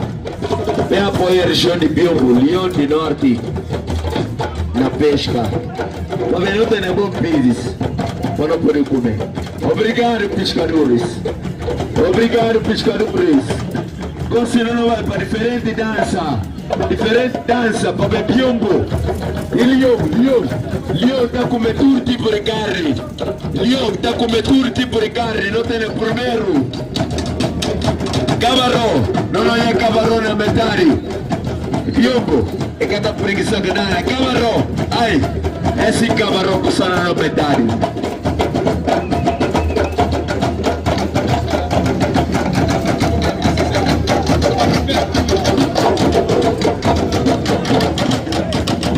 Muito obrigado, cabarro. Muito obrigado, cabarro. Não tem mandigas. Olha, a nós de Piombo, Leão, não tem mandigas.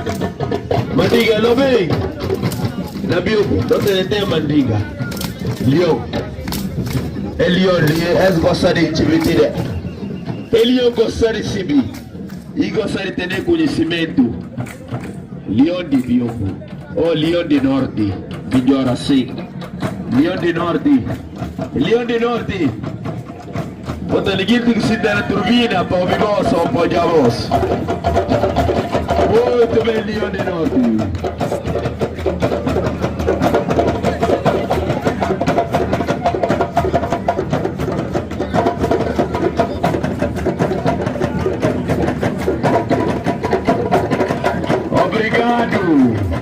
Obrigado, mandigas, obrigado.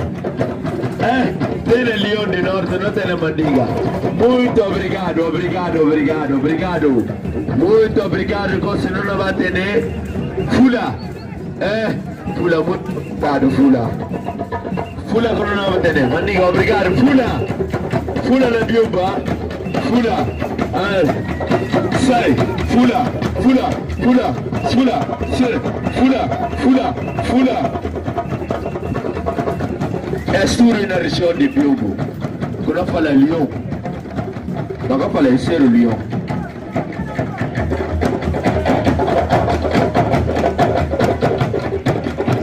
Longe pessoal habilidade de Lyon. Habilidade de Lyon. Habilidade de Lyon. Habilidade. Muito obrigado. Muito obrigado. Conselho no último tropas que lutam para a independência de Guiné-Bissau. Tropas que lutam para a independência de Guiné-Bissau. Caos não ser povo independente. Tropas que lutam para a independência. Presidente, patrocinadores, presidente, muito obrigado. Dona Garcia também, tamborista. Homem conduto, que está presente.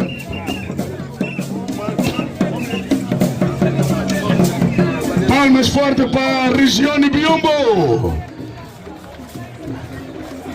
Gomes. Não para beber como a... Você quer que nota, Cícero? Na região, sim. Biombo e Benfica, tudo. Biombo e Benfica. Mas não tem bunda, não crianças. Que flor de luta. E está na mostra, se dança.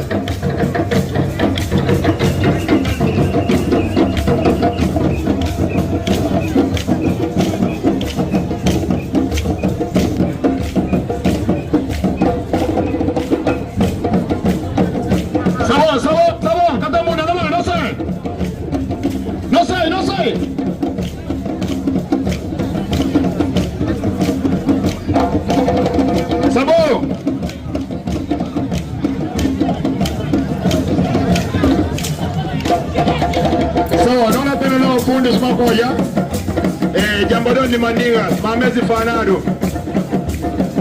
Jambadon de Mandinga. It certainly has been an exciting time today on Heritage. Yes, you learned a lot as far as Guinea-Bissau is concerned. Their heritage, their costume. Now looking at, of course, the way they merge culture together, it certainly has been mind-blowing. So we'll be seeing again next week for another exciting time. To have yourself a blessed day. Bye for now.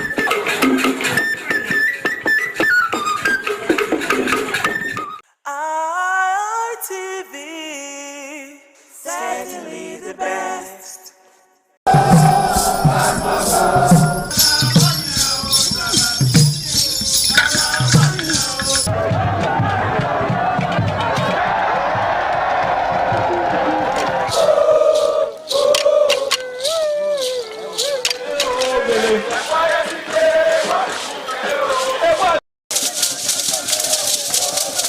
In the evening of the initiation day, all the newly initiated Edion danced to the residents of the Odion Way and also visited some homes of the various senior elders, where Chief Elder Ogbeide Onwonse was very conspicuous, especially at the country home of Sir Chief Dr. Gabriel Osaro Igbenedion with his family on the night of the initiation.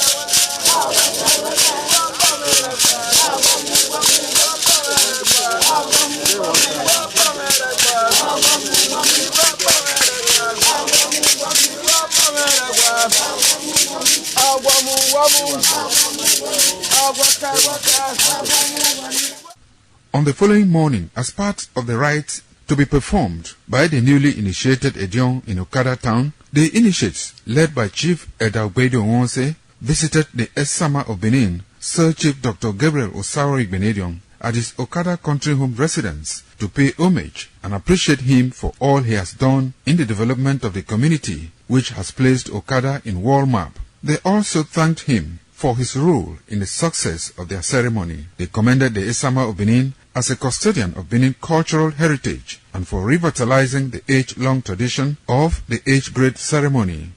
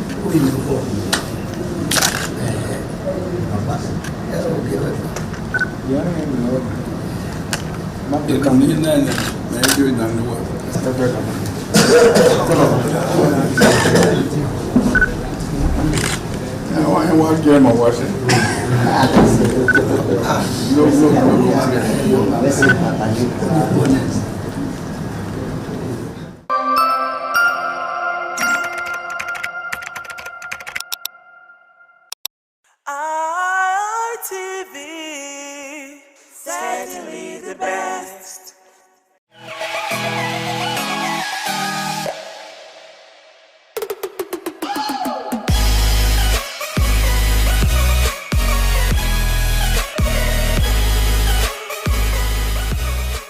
All right, guys, it's another lovely Monday evening, and of course, it's my pleasure to have you join me on yet another amazing episode of your #1 rendezvous for guys on television, and that's none other than the Guys Hangout Show on Independent Television, reaching you live from the City of Bronze. Yep, I love to call it the city where the king is truly king. Now, for starters, the Guys Hangout Show is one show that teaches men to prioritize themselves, to put themselves first, to take very good care of themselves, and to invest in themselves.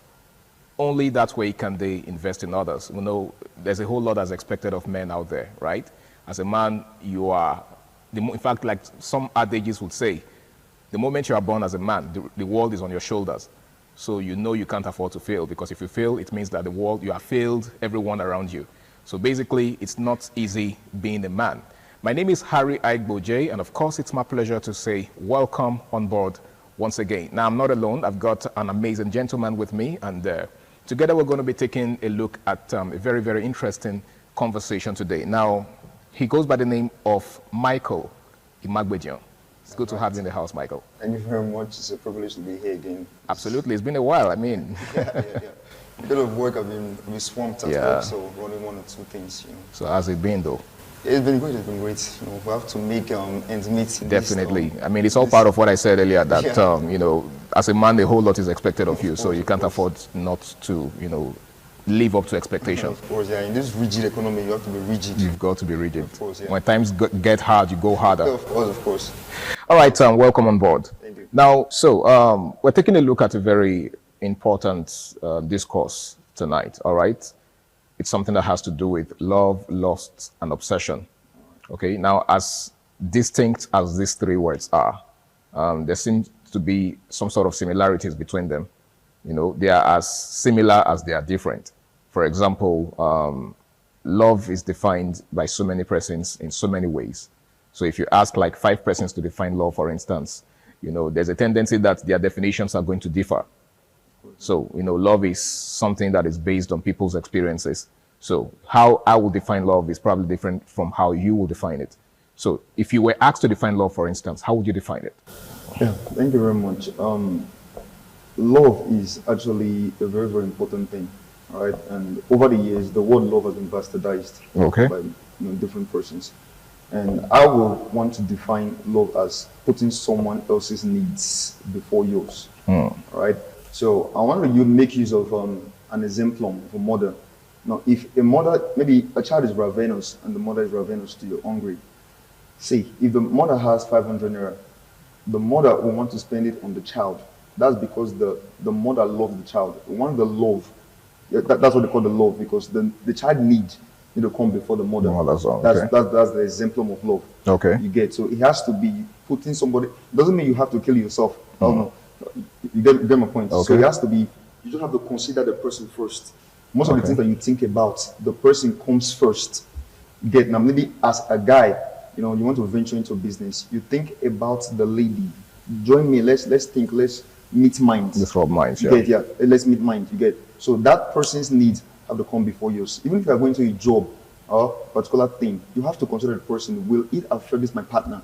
Okay. Will all my attention not be sold into this my job? So that's just the most of the concept of that love. So in other words, love is putting someone else's needs before yours. Yeah, of course. Okay, so let's take a look at the next word in this context. How would you define lust? All right. I think the word lust is actually ambiguous in Okay. nature. Yeah. In the relationship context, lust will be taken or carried away by what you see. Okay. What you hear. Being physically attracted to someone. Physically attracted to what you see. Okay. Like most guys today, they are moved by voluptuous ladies.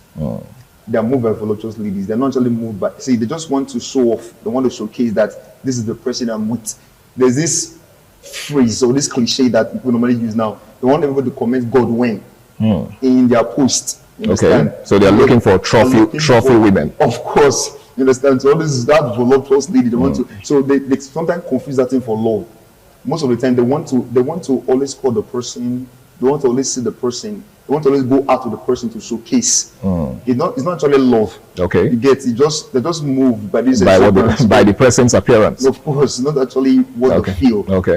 You understand what they feel from the heart. Okay. Just what they are moved by the physique stuff, by the flesh. Okay. You understand? So that's just it, basically. And then, of course, there's the third one, which is obsession. Obsession. You know, obsession is often mistaken for love, right?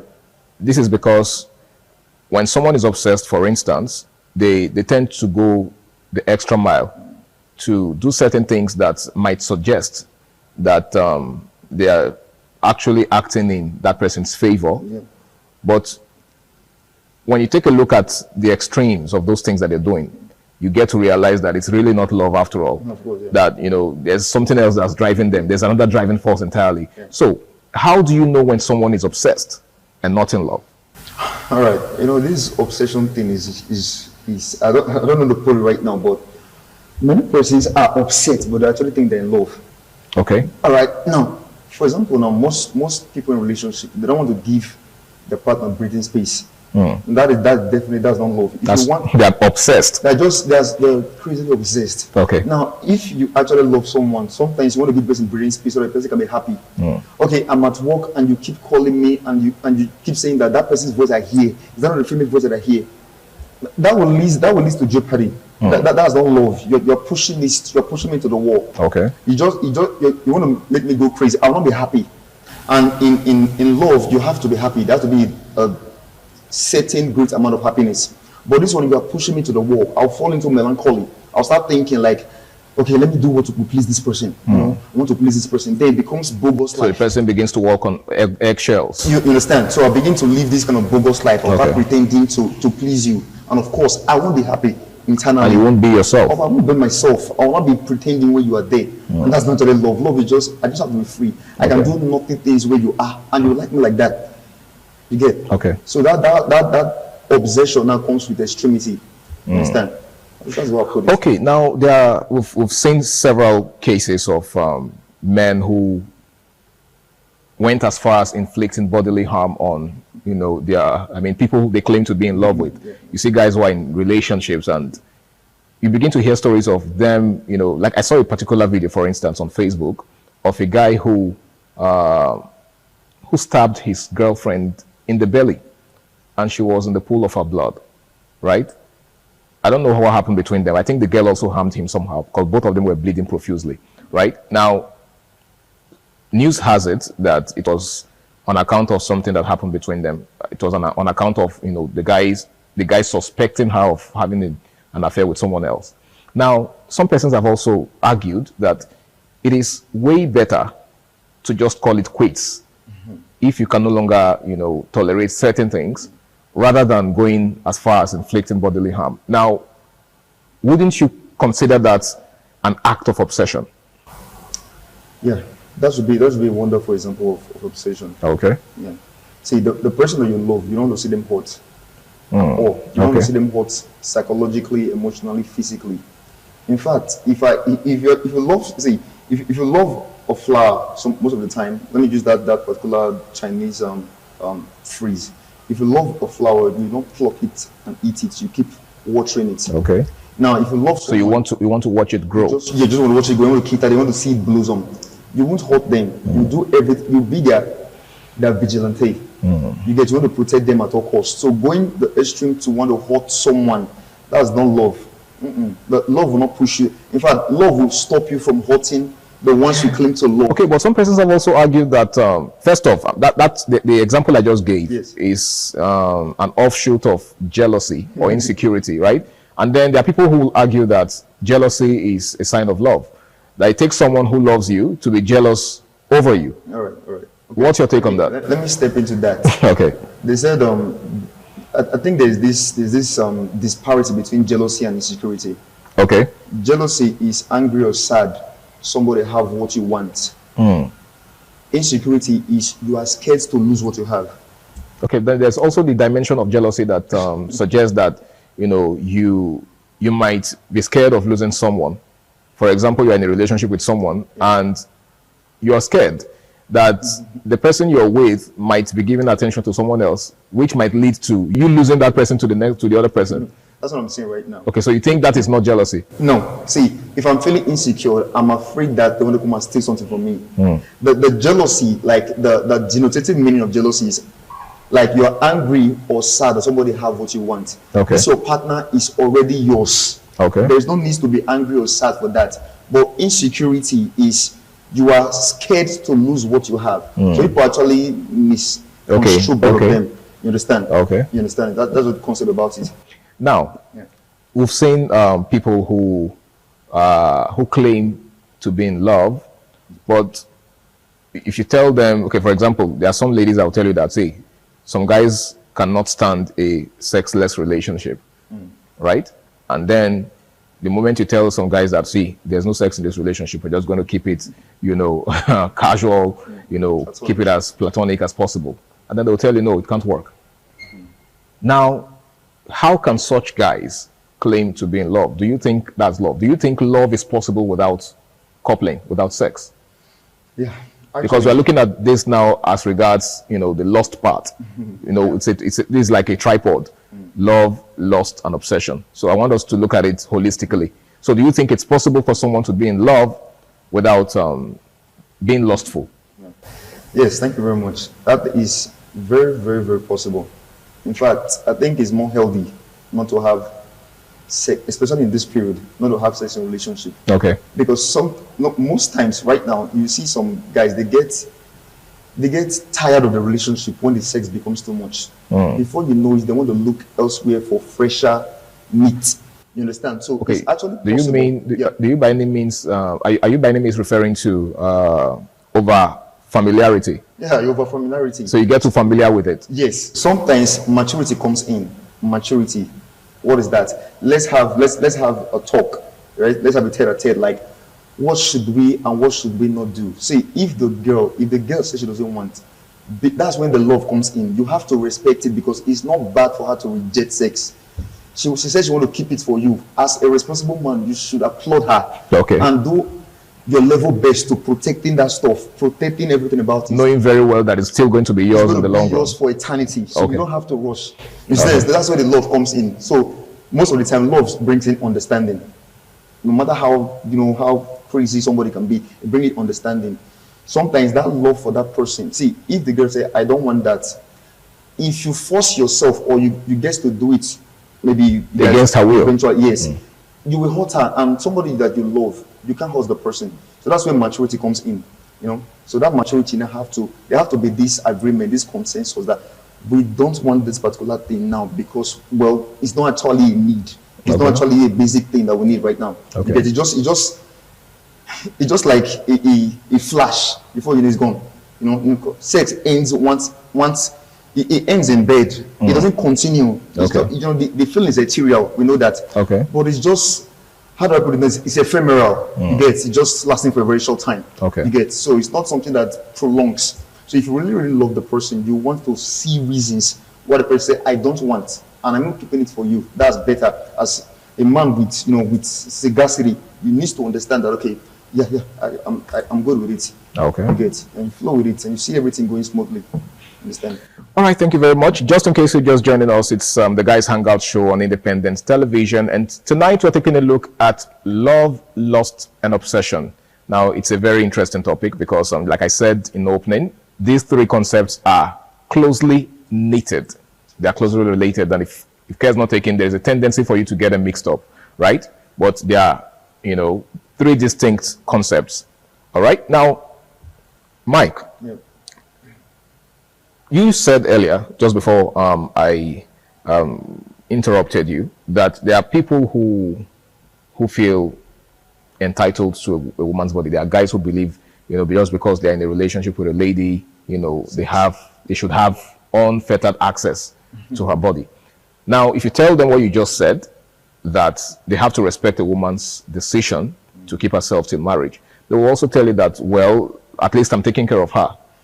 Does that also mean that I should withdraw my finances or do you understand? What do you make of that kind of notion? All right, that's a poorer mentality. A man that has future plans for a lady and matured upstairs, we don't want to do that. First of all, I don't think she forced you into spending for her. Okay. It was out of willingness. But we've also seen situations where a lady would, gaslight or manipulate a man into spending for her. Some of them don't outrightly ask. Yeah, of course. Yeah. You understand? I mean, Valentine just, came to an end. And of course, you know what that means. A lot of guys were under intense pressure, to live up to certain expectations, like, buying gifts, sending money, taking care of her and all of that. Some of these ladies don't outrightly ask. Yeah.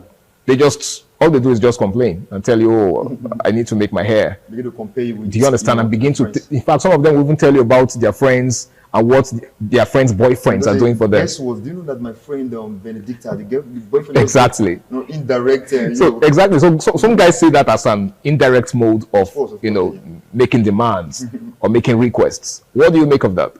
All right. If you don't have, let the person know you don't have. Okay. That's where it comes.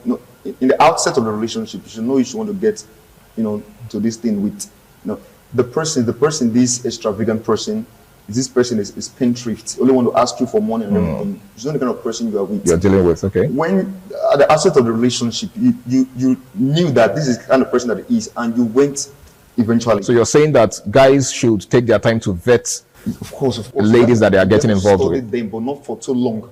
Okay. You don't be too long. And study them, know the kind of person you are with. Because some of them can just change up their colors, that camouflage. And surprises relationship. Okay. Understand? So the truth of the matter is that most of these guys, they don't force you. See, if you know your pocket, go along with the pockets. You don't have to kill yourself. If a guy dies because of a girl, another guy will follow. Continue from where he stopped. Not just that, another guy will follow her to your burial. That's the painful part of it.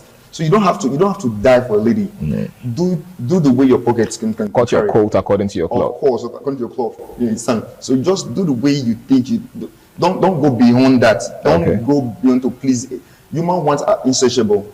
You can borrow 1 billion for her. She will still go for somebody that will give out 5 million. So just do your level best and leave the rest. Understand? So a mature lady will understand.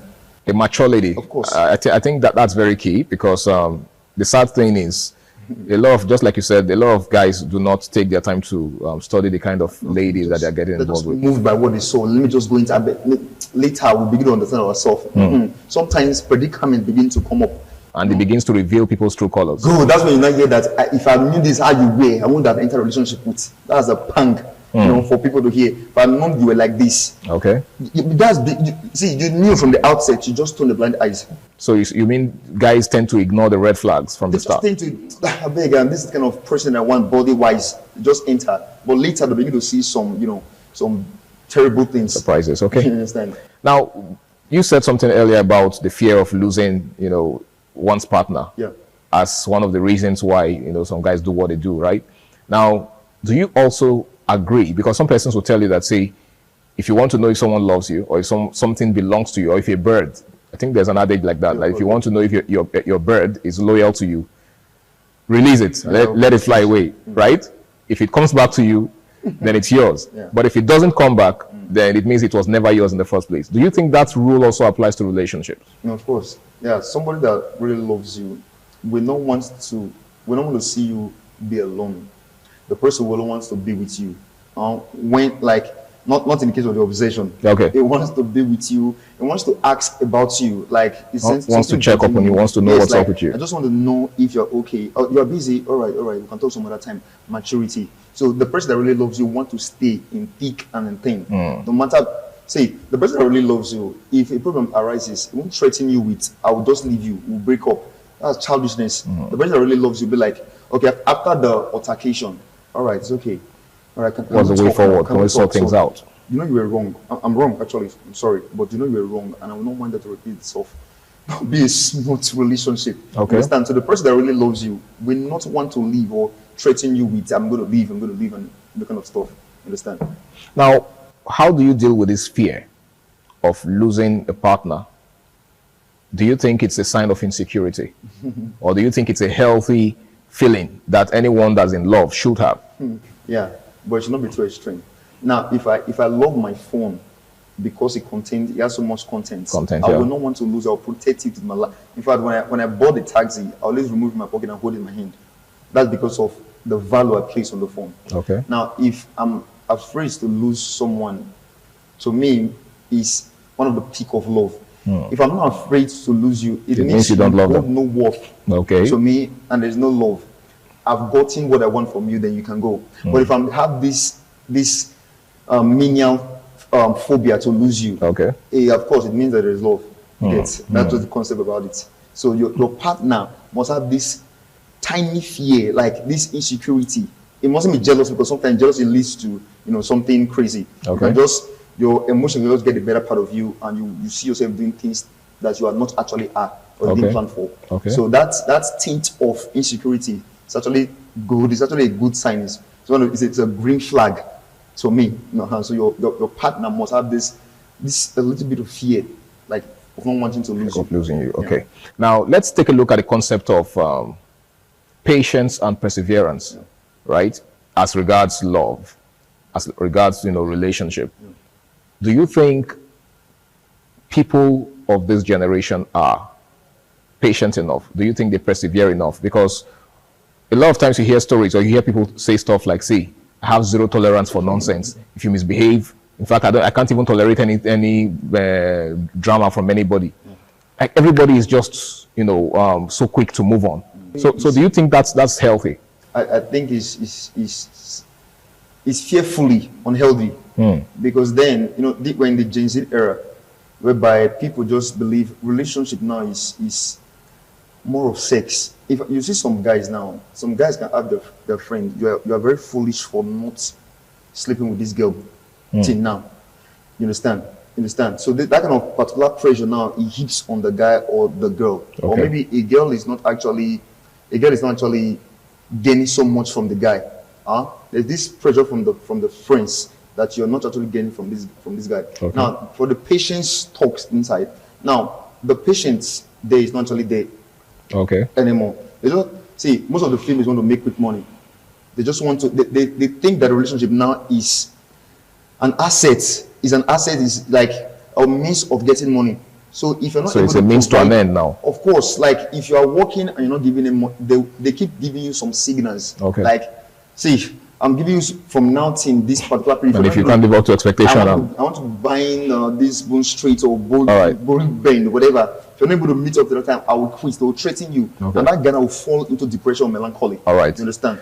Okay, thank you very much, Michael. I really wish we had more time to, expatiate on this. We really do have to go. I want to say a very big thank you to you for being a part of the show. We've been taking a look at love, lust, and obsession. Now, these three concepts are very, very related, but at the same time, they are different. They are distinct. Okay, but here's the most important thing in all of this.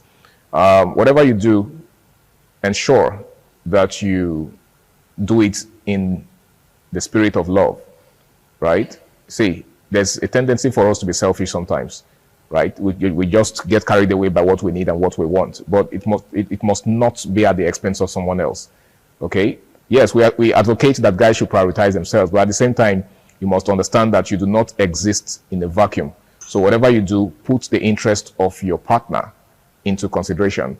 It's been the Guys Hangout Show on Independent Television. My name is Harry Igbo J, and until I come your way again, same time, same station next week, this is me saying stay out of trouble and enjoy the rest of your night.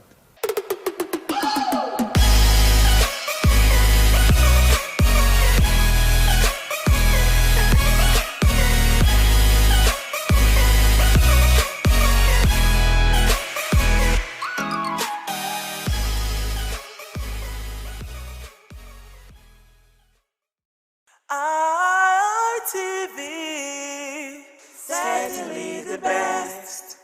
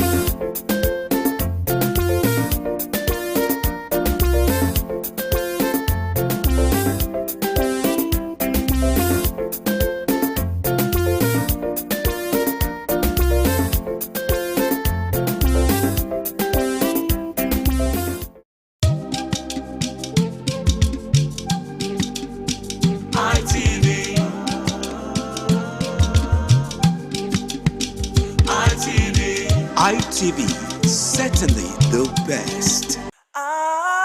ITV, certainly the best.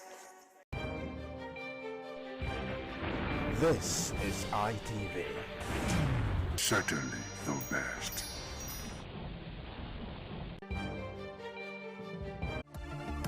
Society expects a whole lot from you. Now, it's even more so when you're a religious leader, because there is a moral standard that society places on you. That's why you can't afford to do certain things. Religious leaders are supposed to be the moral compass that the rest of society looks up to. But when you see religious leaders doing certain things that are not in line with the moral expectations of society, then people begin to ask questions. Now, this is how I'd like to say welcome to yet another amazing episode of Flipside on Independent Television, reaching you live from the city of Benin. Now, for those that are just joining us for the first time, Flipside is a very important and very unique show that tends to pinpoint certain issues in the society. Now, today we're discussing a very interesting topic, something that has to do with the growing menace of sexual misconduct on the pulpit. Now, there have been several reports of clergymen, conducting themselves in manners that are, not expected of them on the pulpit. And this seems to have, been, in fact, society seems to have been quite silent on this issue for quite a while. But it gets to a point where it becomes imperative for us to beam our searchlight on this very disturbing issue. So we're discussing the growing menace of sexual misconduct on the pulpit. My name is Harry Aigboje, and it is always a pleasure to have you join me on Flipside on Independent Television. Now, I'm not doing this alone. I've got three amazing gentlemen in the house with me, and these men happen to be clergymen. So yeah, they are in the right place, okay? And we have the right people discussing this particular issue. Now, to my far left is like I said, the three of them are clergymen, so there's really no need introducing them, apart. So let's begin with Mr. Edugie Ewoma. He is a pastor and he is a public affairs analyst. It's good to have you on the show, sir. Thank you very much, and it's a pleasure to be here. Yes, it is indeed a pleasure to have you. And of course, seated next to Pastor Edugie, or Evangelist Edugie, is someone who is also a clergyman, but he is a Nazarite. He goes by the name of Nazarite Nnamdi Chukwuemeka. Thank you, Harry. Happy New Year. Yeah, same to you, sir. That reminds me, it's actually our first time of seeing this year. Yeah.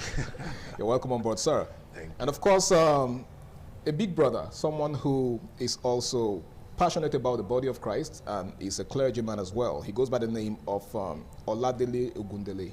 It's good to have you in the house, sir. Thank you. Happy New Year. Happy Good New Year. afternoon, viewers. Happy New Year to you, sir. It's good to see you again. It is indeed good to have you on the show. Now, gentlemen, you'll agree with me that this is a very timely topic. Timely in the sense that there have been recent developments in the society concerning clergymen and their conduct on the pulpit. So let's examine the topic. First off, what constitutes, or let's even begin by asking, what is it about men on the pulpit that women can't seem to resist? Maybe I should start from that angle. Let me begin with you, Pastor Oladele. I think even that question seems to be, I say, complicated. There's nothing that it's not that women can resist. There's nothing that should be special, so to say, about men on the pulpit that has to do with that kind of question. Okay. It's supposed to have been special for the role, the influence, and the office. It is a sacred office to assume the office of a clergy, and also to assume the office of overseeing a body of Christ. Is a very high office that demands high responsibility. So as such, I think it's not about, I don't think it's about being resistant to men of the clergy. I think it's about the posture. It's about the disposition of these men, or of we. Let me put it that way. Okay. It's a disposition. And if you understand what should be the disposition, you will When actually... you say disposition, are you referring to the clergymen themselves? Yeah, the clergymen themselves. Okay. It is about the disposition. What I mean by disposition is the way you place yourself that make it so. You know, some turn to like a me, dear God, and some have manipulative gimmicks and system, and that's why the vulnerable that they ought to have build up to have this confidence and influence them positively with the anointing and the grace that is endowed them with. The other is the case. Then we also have the outright deceiver and merchandise or merchants. Let's put it that way. We have the outright one. They are clear. They are fulfilling their purpose. You mean those who are clergy deliberately out to? Yes, and they are fulfilling their purpose. Yeah, they are out to deceive people, and the Bible itemizes them. They are not. I think what to me what should be more important to us now is helping the vulnerable to understand and to be able to code and decode, which the Holy Spirit said that should be there. You test all spirits. Yeah, because some came in and they don't actually mean what they receive. It could be that you can have the anointing, but you can misuse it, and that is the purpose. So there is nothing so special about them apart from, look at what Paul said. Paul said that don't look at us as special person. Don't look at us as a stewards, a owner, a holder of a holder of a trust from somebody, and who has to be Jesus Christ, the one that purchased the blood, the church with his own blood. So he said, look at us as a holder, look at us as a steward. And when you look at us in that light, there is a place Bible says that esteem them for their work's sake, not their position, whatever. So you get it. So it's not about the positions they occupy. It's not about it. It's about, you see, like I said, they are occupying a position. It's a position of influence. It's a position of, because once you become a clergy or man on the pulpit, you become influential. And take for example, I heard of one that uses gimmicks of call somebody out from the choir, and you are start saying, I want to prophesy to you, and the process and lead to another thing and lead to another thing. It's very pure. It's a bad agenda. It's an agenda that has been conceived. So there are people like that. Where there are also the category that probably as a result of the temptation they could not resist. And if I want to talk about those people, all you just need to do is get back, spend time with God, refresh. But you see, those ones that are out as wolves, Jesus Christ told us about them. They are all spelled out in Scripture. We do not be. So to me, the focus of the church now should be as well how to identify those people, and to also help the vulnerable to be able to identify them. Because Jesus Christ, God told us to identify them, and they are there. And they are there. They are not remorseful. They are engaging. So nothing so special. Apart from the fact that you are carrying that. And if you, that is also the custodian of that trust, you also know that nothing so special about me, apart from I am endowed, I'm privileged to push out and develop for someone. We have a master. The Bible called Jesus a judge. And he will judge. And you are answerable to him. And you are answerable to him. You are answerable to his cause. You are answerable to you. So you are like a bond slave. Paul used Bible word is a doulos. You are a bond slave to him. If you are that, definitely you'll be able to assess yourself not too. Thank you so much, Mr. Dele. I like how you started out passionately on this. And I would like to ask you, Nazareth Chukwemeka, what would you say constitutes sexual misconduct amongst clergymen on the pulpit? Are there any particular, examples, or should I say, ways that clergymen conduct themselves that, suggest sexual misconduct? Thank you, my brother Harry. The issue about the clergymen getting involved or their conduct, all of those things happen to play out because that is one of the most potent weapon that the enemy of the church use against the church. And who is the enemy of the church? The devil himself. Okay. It's one of the most potent weapon he uses when the Bible talks about the three major sins that brings down any person, it talks about the lust of the eyes, the lust of the flesh, and the pride of life. Yeah. And most ministers, virtually every minister, any clergyman, is someone who is being regarded as a shepherd. Okay. You know, in the football field, when any player picks the ball, he becomes the target. Okay. All right? The man with the ball is the target. Yes. Okay. Anyone with the ball is the main target. Every camera, every eye, everybody begins to pursue him. Everybody goes towards that direction. The clergyman is like the person with the ball. And so every direction goes there. Every attention goes to him. Jesus himself said, when you strike the shepherd, then the sheep will scatter. And so that's why every eye goes on them. And these shepherds, these clergymen, they need to understand this. But you see, the disposition, like my brother was saying here, some of them beginning to think infallible is a problem. Okay. They began to think too highly of themselves. Peter and John said to the people looking at them when they caused the man at the beautiful gate to rise and walk, they said, stop looking at us like that, as if we did this by our name. He said, no, we did it in the name of that same man Jesus you rejected. All right? So until they begin to understand that you are a man before you be a man of God. You are not God of man. You are a man of God. Then you should know where to draw the line. You should know that you are fallible. You will know that you are also vulnerable to this same old serpent. The Bible called him in Revelation, that same old serpent, referring to Genesis chapter 3. That the same serpent that brought down Adam and Eve in the garden is still the old serpent. Yeah. In fact, he's serious, more serious now. The Bible called him the dragon. So he has come to a point, he has learned all the gimmicks in a more complicated manner. And so the clergy people should understand that they need to conduct themselves to ensure that these things are one of. At times you wonder, you know, you see clergymen playing, you know, especially all this aspect of my daughter, and hugging as they sit on my lap, all those kind of funny things. That's how it all starts. And all those kind of careless issues around.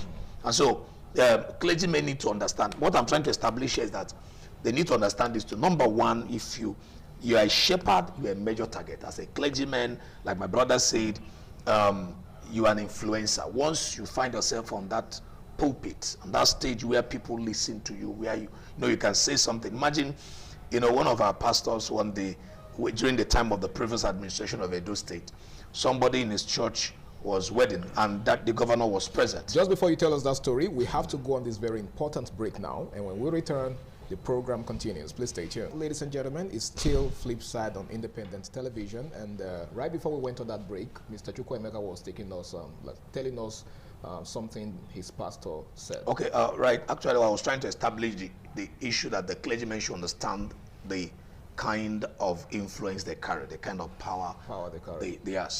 You know. So this my pastor friend, the governor was there in the wedding, and then he will say, please, can we rise? And everybody will rise. Can we sit? Everybody will sit. So somebody whispered to him and said, you are making governor to be standing and sitting. You are very powerful without even picking an arm. And you're not saying, and everybody rising. He said it dawned on him how powerful the pulpit can be. As a clergyman. As a clergyman.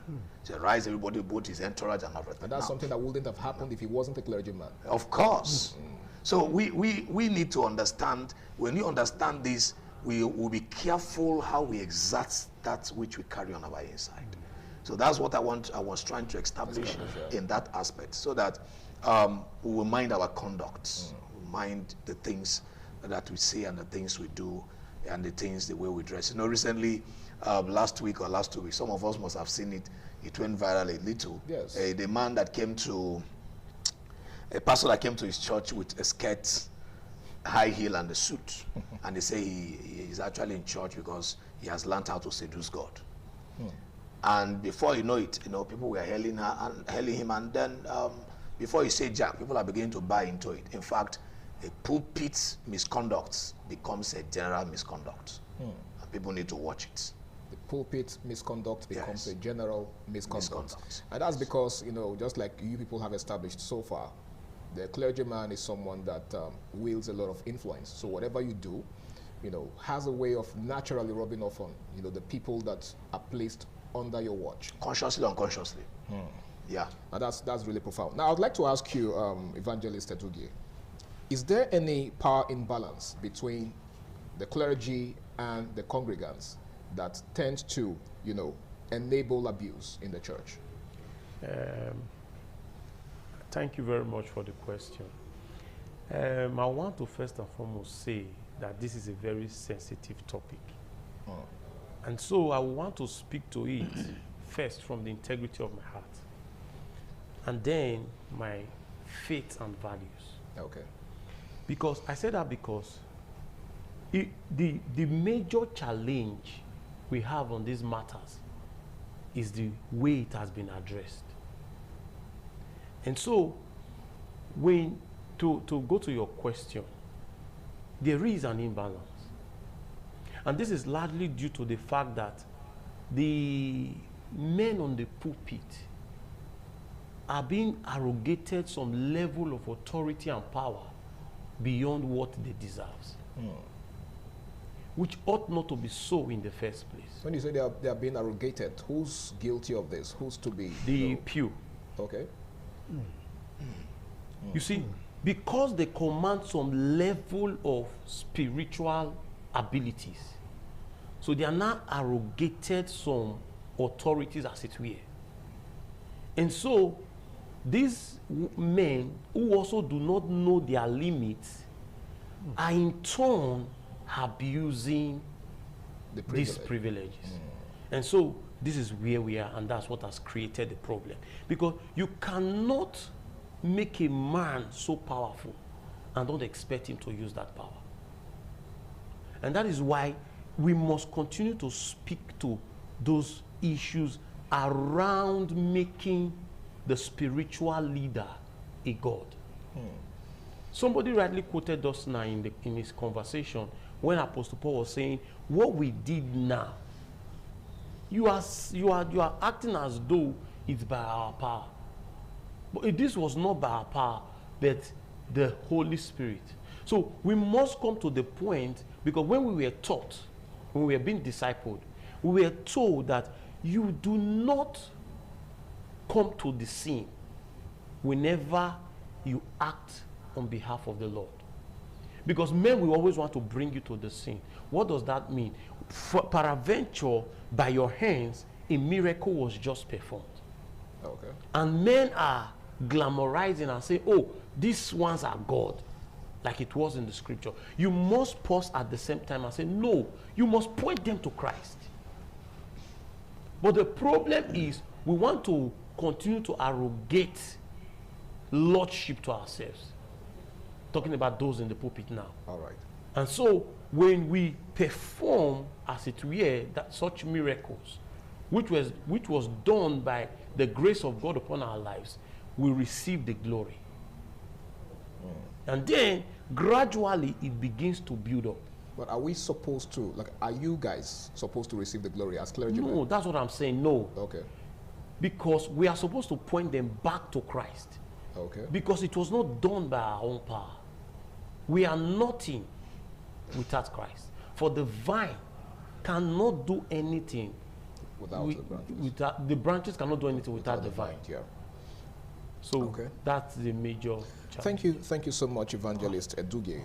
It seems you have something to add to that. Yes. Mr. Okay. Oladele. Thank you very much, sir. You see, in Ephesians chapter 4, when God, starting from verse 11 or so, when God was the scripture was itemizing the role, the apostles, the pastors, the clergy, the teachers and the prophet. The next thing, he mentioned the purpose. And he said, the purpose is that you bring the pews or the congregation to a level, to the same measure with Christ. Okay. You don't keep them there while you stay. That is the purpose. Disciple them for Christ, literally. For Christ. In 1 Peter chapter 5, Apostle Peter was writing and was saying, you that are headers, which I'm also header, see your role. Don't be lordship over them. don't play Lord. Over there. You don't buy. You're not the one that bought them. You're not the one that bought the congregation. Jesus bought. A steward. That's why I mentioned. You are only a trust for somebody. I don't know whether these people feel. in Matthew 7 from 21, Jesus Christ said that many will say to me on that day, in your name I've done so. He said, I will never knew you. The owner of the church, when he comes as a judge, he came before as a lamb. He will come as a lion. And he said, this servant will have much more punishment. I don't know. Let me tell you something. One of the things that feared me when I had God's call was that I went to, there's one thing Paul called canons, ministerial canons. It has to do with the character that you must possess. I'm not saying the fear I had was that, see, you must possess extra. So are you saying there are something that I'm not seeing, but because you are a clergy, you should not even talk. So are you saying that much of the clergy lack this reverence and fear for God? Yes, and it's a result of. May I tell you something, sir? That some majority of these are clergy have no revelation of exact purpose of why they are doing it. I don't want to say some things here. A minister of God made one statement many years ago that in the 80s when he was called, God told him and said, I'm sure that my brother here knows the minister of God. He said God told him that many people are not doing the work I call them. So if you are not careful, you can still go in their line. Now, but they are this. Then talking about the arrogation of power. Yeah. Why is it coming? Just as he said, because of they say, see, I should know better. That's why when they say when a clergy commit fornication with a member, and later they say that the member, they are dragging the member. I'm not saying it's a sin to you get my point now. But the point is that you should know better. When Reverend Nazareth was talking just now, he mentioned that some things that you use as if that you're already immune. The Bible says, run away from all appearance of evil. As it's applicable to the pew, to the congregation, it's applicable to you as the this thing. There's nothing like say you are, I can't do it, I can't fall. No, there's nothing like that. Are you suggesting that the church tends to, give excuses or hold brief for clergymen when they, fall into such see, they do, some do. You see that thing they did is as a result of the fact that the clergy has not developed your mind to the extent that you be independent, you know truth. That when I'm the clergy, I'm even doing right. You can say, Pastor, hello sir, with all due respect, this thing you are doing, it's wrong. You are the one that taught us. It's in the scriptures. So. In other words, the congregation does not question or does not hold the clergy accountable. Accountability. Yes. There is a reason for that. Accountability. Right. Yes, you could take it. There's a reason for that. Okay. Go ahead, please. Some of these clergymen have succeeded in letting the congregation know that they have no right to judge another man's servants. Okay, so that they are servants of God. So you leave me to God. In fact, they will quote Moses and Aaron if we were to go by that, sisters, yes, sorry to interrupt. If we were to go by that logic, then the congregation, are not the servants of the clergy. Don't you think so? Because we are all servants of God. Yes.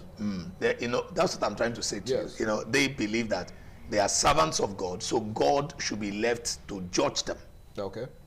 All right? Yeah. God should be left to judge them. But why does the clergy judge the congregation? The clergy, they do, don't they? They do. Exactly. They feel they have the right. They believe they have the right. Many of them have godified themselves. Permit me to use that word. They are like small deities. But one thing they always forget. I remember when I went to do a study in a Bible college. I did it for like 2 years or something. On the day of the graduation, people were just celebrating. I remember I was telling my wife, I said, why are they rejoicing? I said, they don't understand the sensitivity of what they just yoked themselves into. Yes, where you are going. That for me, every Bible college should be 9 years. Why? Because you have to save lives. If medical practitioners should go to school for 7 years to save biological and physical lives, then those who are to save internal life should go for 9 years. Or do you think it's as much about the length of the duration? I am only trying to paint a picture of the seriousness and the depth of how these things should look like. I know only one denomination that when they are doing graduation like that, they will wear black and they will lie flat while taking their oath. When you get there, you will see solemnity, you see serenity. Apart from that, I don't know any other organization that does that. And you see jubilation, I hope you're wondering. It gets me wonder. Did you understand this? They do not understand the implication of the what they're getting. The implication of is a yoke. Is a yoke. You know, it means you are no longer, you are seriously restricted to so many things. Now, the court that Jesus rode on while going to Jerusalem, and they were dropping palm front and clothes, and he was jumping. That court may think that they are doing that for him. When Jesus exited that court, we didn't hear about that court again. So if you understand the implication of that, you know that they give you that honor and respect because of the Christ in you and the work he called you to do, according to Ephesians chapter 4. All right. For you to prepare the saints for the work of the ministry. All right. Thank you so very much, Nazareth Chukwuemeka. Well, in case you're just joining us, it is Flipside on Independent Television. It's time for another break. The program continues afterwards. Please stay tuned.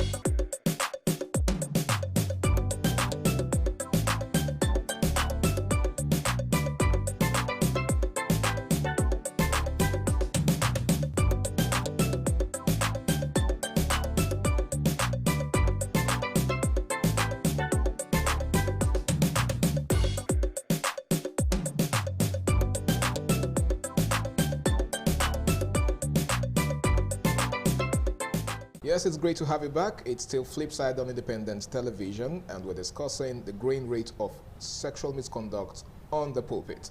Now, this next question goes to you, Evangelist Edugie. How has the culture of silence within churches sustained sexual abuse? I hope you know what I mean by the culture of silence. You know, when clergymen do certain things or conduct themselves in certain ways that are unexpected of them, there seems to be this silence amongst, you know, members. People are scared to speak up. People are scared to criticize them. And the reason isn't so far-fetched. Oh, this person is a clergyman and, you know, he carries a special kind of grace and anointing. So I wouldn't want to offend God by criticizing this person or by speaking against this person. Some of them even cite examples or even quote scriptures like, touch not my anointed and do my prophets no harm. And then, of course, there are those that will even cite examples from the Old Testament of, you know, what happened to Miriam, Moses' sister, and Aaron, you know, who spoke against Moses or who criticized him for taking an Egyptian wife, right, so to speak. So how do you think this culture of silence seems to encourage sexual misconduct amongst clergymen? Thank you very much. I'll first of all say the culture of silence in the body of Christ, it's a beautiful thing. How so? Because it was put there in order that the seemly fall in the body is not too much amplified and then destroy the body. But however, the challenge we have is a systemic failure. I say that because the ministries we have today don't have a structure wherein offense can be addressed. The general overseer, the spiritual leader, is Lord. You see, if you have done Christian theology, you will come in contact with in a place where you will find out that there is something they call the church elders. Today, who is the general superintendent reported to if he sins? If he offends a member, is there anybody, is there any structure in the ministry where he can be reported to? You see, it is only in the church that we don't have that. In government, for example, are there no churches where such committees or such councils of elders if exist? there are, you will never find this the doctrine of silence being abused. Okay. I was wanting to say, for example, in government, we can petition the president. At least there is a disciplinary committee in the House where you can submit such petitions. Okay. Let's not go whether it's going to be treated or not. The governor because can you be agree that it's petitioned. one thing for it to be, reported. It's another thing for it to be addressed. Yes. Okay. But you see, in the church structure and in most churches, especially in Africa, we can no longer find out there. No church committees that can even question the SSCs of the spiritual leader. So we begin to come to a point where the system itself has failed and men are feasting on it to abuse the entire process. And so you committed the crime, you come and you begin to bully the people not to say anything about it. It's embarrassing, because I want to speak in parables. It's embarrassing for you to come up to suspend yourself after committing a crime. One, the elders of the church ought to announce that suspension. Okay. And two, you come to say you are going on a suspension, but you and your wife, you are just going to enjoy yourself. Sir, you are going on an honeymoon. Okay. Not because of your sin. Your seemingly allegation against you. Okay. So that means if there were an allegation or not, he would have gone on his honeymoon. So he's more or less going on a vacation. Precisely. No suspension. And not suspension. You don't judge your case. That's what I'm trying to say. You can't be a judge in your own case. In your own case.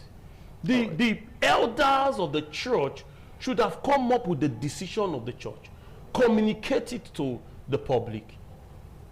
And I'm sure that structure is not there. And that's why we have found ourselves here. Now, if you take a look at most of the churches, especially in the Pentecostal circle, the kind of churches that we have nowadays, do you really think it's feasible? Do you think it's realistic to have, a council of elders that are backed with the responsibility, or that are charged with the responsibility of holding clergymen accountable for misconducts of that nature? Sir, there is. The only thing is that the general superintendent is not, you can't touch him. Let his assistant misbehave thus now if the committee will not suspend him. Okay. Let an associate pastor misbehave. So most of these general overseers are above the law. That's what I'm trying to say. Okay. They've grown to a point where they cannot be questioned. Wow. All right, thank you so much, Evangelist. Now, Nazareth Chukwemeka, I would like to ask this. How do churches sometimes confuse forgiveness with the absence of consequences? Because many a time we see clergymen being accused or being fingered in cases of sexual misconduct. And before you say jack, you begin to hear that they've been forgiven and that the matter has been resolved. So how does this, how do churches sometimes confuse forgiveness with the absence of consequences? My brother, the truth of the matter is that it's only a wise man that calculates the consequences before he takes an action. Okay. You are free to make your choice, but you are not free to choose the consequences of your choice. When you understand things like this, it's not about the forgiveness aspect. You think about the consequences. Does God forgive? Yes. But the truth of the matter is that hands joins to hands. A sinner cannot go unpunished.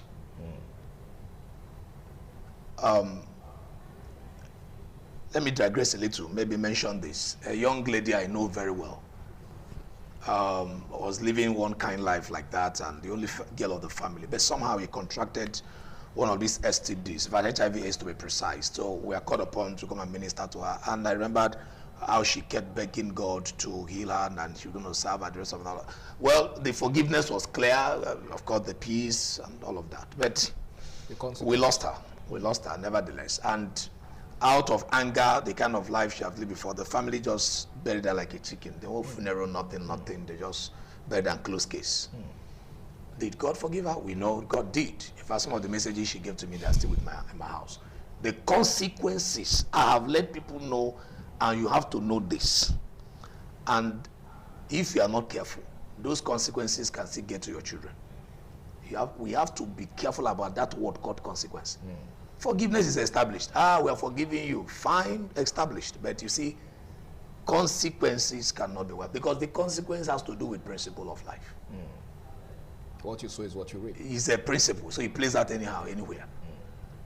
All right, so David did what he did. People felt, did God forgive him? Yes, but when he wanted to build the temple, God said, your hands are full of blood. People used to think it's because David did a lot of wars. No, that's not what God is talking about. It was because of Uriah. If you go to Matthew chapter 1, God referred to it again. Did he call him a man after my heart? Oh yeah, he did. What of the consequence? He reaped it. He couldn't build. Okay, so in the nutshell, you're saying? So, the issue of churches trying to now say that our brethren, our pastor or whatever have been forgiven. Nobody said you shouldn't forgive. But I'm trying to say to those clergymen that their congregants are saying all of that, you also have to know that consequences are real and they can never be removed. Consequences are real and they can never be removed. Yes. Well, I actually do hope that the people that this message is meant for are taking notes. Now, I'd like to ask this, Pastor Oladele. Yes, sir. Evangelist Edugie said a moment ago that the culture of silence in the church is supposed to be a good thing, but unfortunately it has been abused by some clergymen. Now, there is a recent case of a young pastor that was called out by an actress for sexual abuse, so to speak. Okay, but news has it that recently the Lagos State Police Command has called him for questioning. Okay, so do you think this is appropriate? Do you think it is right for the world, quote and unquote, to get involved in matters that have to do with the church, vis-a-vis, clergymen and the congregation? Okay, thank you. Yes, my answer is simple. Yes. Yes, in the same society, you are called out by the society. We have an organized system. We have an administration of justice in Nigeria. Okay. So calling out is a human being, he's a citizen with one Nigeria passport, just as I have. So we should be questioned. So beyond just being a clergyman, yes, leave that. He's answerable to yes. the authority. Now there is also the place where Bible talk, like what Pastor Edugie mentioned. Yeah. I like the angle. When he first said that, I was listening to him. Okay. But when he came, yes, it's because we have left what we're supposed to do. There's a place where Bible talked about the church have that we judge angels and judge. Can't we judge matter? So church is supposed to be a place where there is a disciplinary this thing that take care of things. Yeah. So in that particular case, I won't be particular. Number one, that is not a young pastor. That man, I know him over the years. He's not a young pastor. Number two, I won't be particular about him, as in his personality. But the action, the things that happen, is highly I don't know. You just mentioned one. There are so many things that we couldn't even get, and his posture to all of them, it was like a damage control. It was like they said. Do you know what? If I commit sin. Because there's something I want to say here, that when Jesus Christ caught that woman in the adultery, Jesus Christ didn't say anyone that has not committed adultery should stone him. Jesus Christ said anyone that has no sin. So I want us to know that is own. There are many of us, it may not be adultery, it may be another thing. But today in particular, we're talking about sexual abuse. Okay. Now, but the point now is that talking about that particular, the damage control that came shows to me that I would prefer that consequences, and I'm still forgiving, and I make heaven, and I hear welcome my faithful servant. I would prefer it to my brother. Okay. Yes. So whatever it is, sometimes I say, God, whatever if you want to discipline, I beg, I'm here, because I know David said it. He said, I prefer to fall in your hand. So I'm talking about maybe you have done it, but if you are wise enough to take what he said, that think about the consequences before you do it. But if you have done it, like we are making an example of one person now, to me, that person should go for whatever stage it will go. If God want to pick you down, God knows how He can take you down to the and bring you up back. Just be sincere in your repentance. Be sincere. Be broken.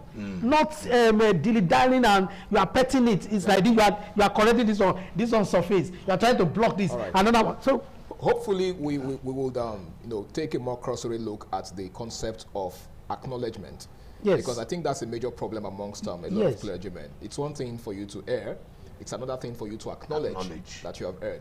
But we have to go on this very important break now. And when we return, it will be time to wrap things up on the program. Please stay tuned. ITV.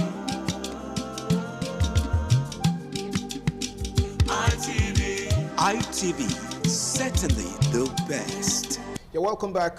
This is the final lap of Flipside on independent television for today. Now, before we went on that break, Nazareth Chukwuemeka was talking about, he was actually taking us in a direction that I would like us to wrap things up with. He talked about the need for acknowledgement. Now, just like I said before we went to that break, it's one thing for you to err, and it's another thing for you to acknowledge that you've erred. Now, this is exactly what I think the real problem is with most clergymen of this generation. Now, you've been involved in sexual misconduct, but somehow you are trying to, do what I call leg over. You know you've erred, but you are trying to cover it up. You are trying to, play smart. Why is that? I would like to ask you, Evangelist Eduge, why do they find it so hard to acknowledge that they've erred, and then, of course, begin to find ways to make amends? I would say is the lack of the fear of the Lord. You see, many persons in the body of Christ today, not just those in the pulpit, there is this lack of fear. They just want to do things the way it pleases them. If possible, maybe my generation would have rewritten the Bible. Okay. Because we want to shift the standard. We are not afraid anymore. You want to appear good before men who are mortals, but you are not worried about the judgment of God. Okay. Who sees even the secret, your very secret that the secret camera cannot pick. Wow. He knows you even while you are alone. Okay. He have seen that thing that you did. Men, I say these things all the time when I have opportunity to counsel people. Even when you fly miles away from home and you have an opportunity to go into a damn cell and that nobody will know, your wife and anybody will never hear of it, and you will come back and still lift up holy hands. The only thing that will keep you away from doing it is the fear of the Lord. So in summary, you're saying that they lack the fear of God. Yes. That's why they find it hard to acknowledge that they've erred. Yes. Right? Yes. Thank you so very much for that. We're actually wrapping up right now because we have limited time left. Now, I'd like to ask you this, Nazareth Chukwuemeka. He talked about the fear of God, the lack of the fear of God. Don't you also think that these people do this for fear of reproach? The reproach that comes with, their reputation, maybe their being office being and all dragged of to the that. mud. Yes. It's still the issue of lack of. If you have the fear of God, what are you doing with your title? What are you doing with your position? My brother, at the end of the day, we all are going to meet this great judge, and you know that your title has no entitlement. So what are we talking about? You see, the Bible said there was a day God slew a man that was trying to help the ark that was, and the Bible said that as the new fear of the Lord entered David. Wow. You know, another problem I'm discovering here, the issue of lack of discipleship is one of the problems. I've never seen a person, a Christian, at times I even ask myself, these people probably, they're not even born again, they're not even Christian before they answered this. I don't even know whether they had a call. Whether it was a flash encounter with God. Whether it was a flash that they saw, and they would quickly rush into it. Because I can't see someone that said, I've surrendered to the Lord Jesus, and you went through discipleship, and you find yourself in this kind of a thing. Now, let's assume it even happened. The acknowledgement will not be a struggle. Okay. I'm telling you the truth. Because I've come to realize that when the Bible said, he that covereth his sin shall not prosper. Whosoever that confesses and forsake will obtain the mercy of God. See what I've discovered. When you confess this, men may know it. Men will abuse it, abuse you. If you confess it, God has a way of covering you up. That even when they still look at you tomorrow, they don't remember it. It doesn't make sense to them. Okay. I don't know what they understand what I'm saying. When you open up to God, God covers you. Okay. That even when men, see, look at David. David opened up. God covered him up. That even up till now, people still call him son of David, because they call Jesus son of David in the New Testament. Having known what he did. Why? He opened up and God covered him up. But if you cover up by yourself and God open you up by himself, oh boy, I don't know who will cover you in this generation and in his life to come. All right. So I've discovered that when we open up, it helps a lot. So let's learn to be humble and acknowledge our faults. There's no big deal about it.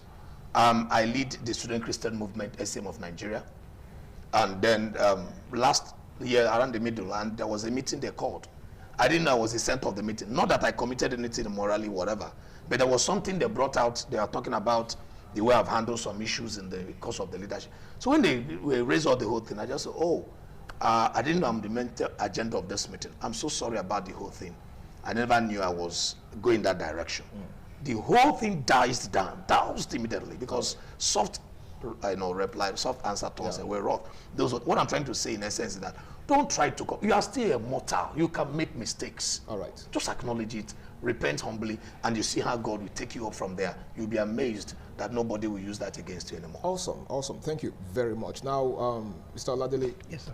In less than a minute, what do you think is responsible for this? Why do clergymen find it hard to acknowledge their wrongs? Pride. Pride. Overestimation of yourself. Because I'm a man of God, prophet, so pride. Lack of acknowledgement of God, the role of God in your life. Let me tell you something. God can allow you, in quote, to go through that thing for a purpose. Okay. But if you can make use and discover the purpose, we are making an example of David now. Yeah. And he discovered the purpose. In the genealogy of Jesus Christ, Uriah is mentioned. Bathsheba. Yeah. Is mentioned. Yeah. So what am I saying? If acknowledge God. See, we will have it. It's no matter what I say. Then secondly, leave reputation. That's what killed Saul. Saul was concerned about his reputation. Look at these people here, and Samuel has not come. The thing they do me, and he went to go and do what is wrong. Leave reputation. A man of God, you are talking about your reputation. Before God, we all know. I said maybe that's why I said we don't have knowledge, we don't have revelation of who this God is. All right. Yeah, if you do, leave reputation and leave pride. Acknowledge God. Leave reputation, leave pride behind, and acknowledge God. Well, a very big thank you to you, gentlemen, for your very amazing and brilliant analysis. It's been quite a very interesting conversation, and I have every single one of you to thank for it. Thank you so much for being with me on the show. Well, it's been Flip Side on independent television, and we've been taking a look at the growing rate of sexual misconduct on the pulpit. Well, I guess a word is enough for the wise. I'm sure that the people involved or people guilty of this particular issue have been taking note so far, and they've learned a thing or two from this. Let's do better. Like I said in opening, the moment you acknowledge or the moment you realize that you are, a leader, and more so someone who occupies a very important office in church, okay? You are a religious leader, you are a pastor, you are an imam, or whatever it is that you are. Know that society expects a lot from you, and the people that are placed under your care are not your puppets. They are not your tools to play with. They are not your toys to play with. Know that the person that puts you, in charge of them is going to be expecting so much accountability from you. My name is Harry Aigboje, and of course, it's been such an amazing time on the show. Until I come your way again, same time, same station next week. Do the right thing, stay out of trouble, and have yourself a lovely day ahead. Bye for now. This is ITV. Certainly the best. ITV. Certainly the best.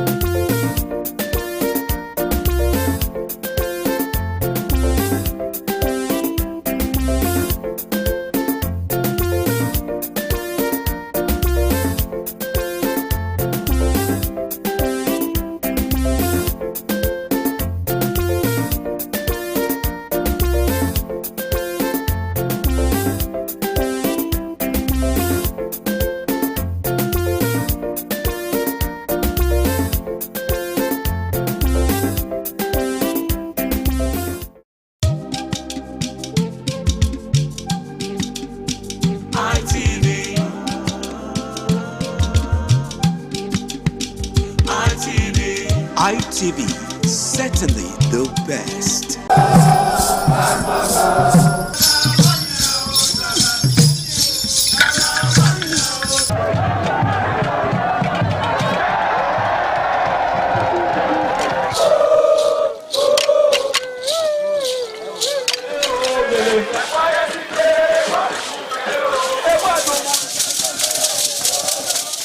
The Ugewe is the final ceremony of the series of festivals. It is one of peace and lightheartedness, following the more solemn of the ritual year. Ugewe is the festival of the Ewe leaves, a symbol of good luck and joy. It is the most popular of all that heralds the dawn of a Benin New Year, new vow, newness of life and freshness of life, and a new hope for the future. In the evening, the Ewe leaves are presented to the Oba of Benin in grand style in a colorful ceremony. The Ihogbe Society, amidst singing and dancing, bring the sacred leaves that symbolize good luck, blessings, peace, and prosperity. Each of the senior members of the Ihogbe proceeds to give the sacred leaves directly to the Oba of Benin, and others put theirs at his feet.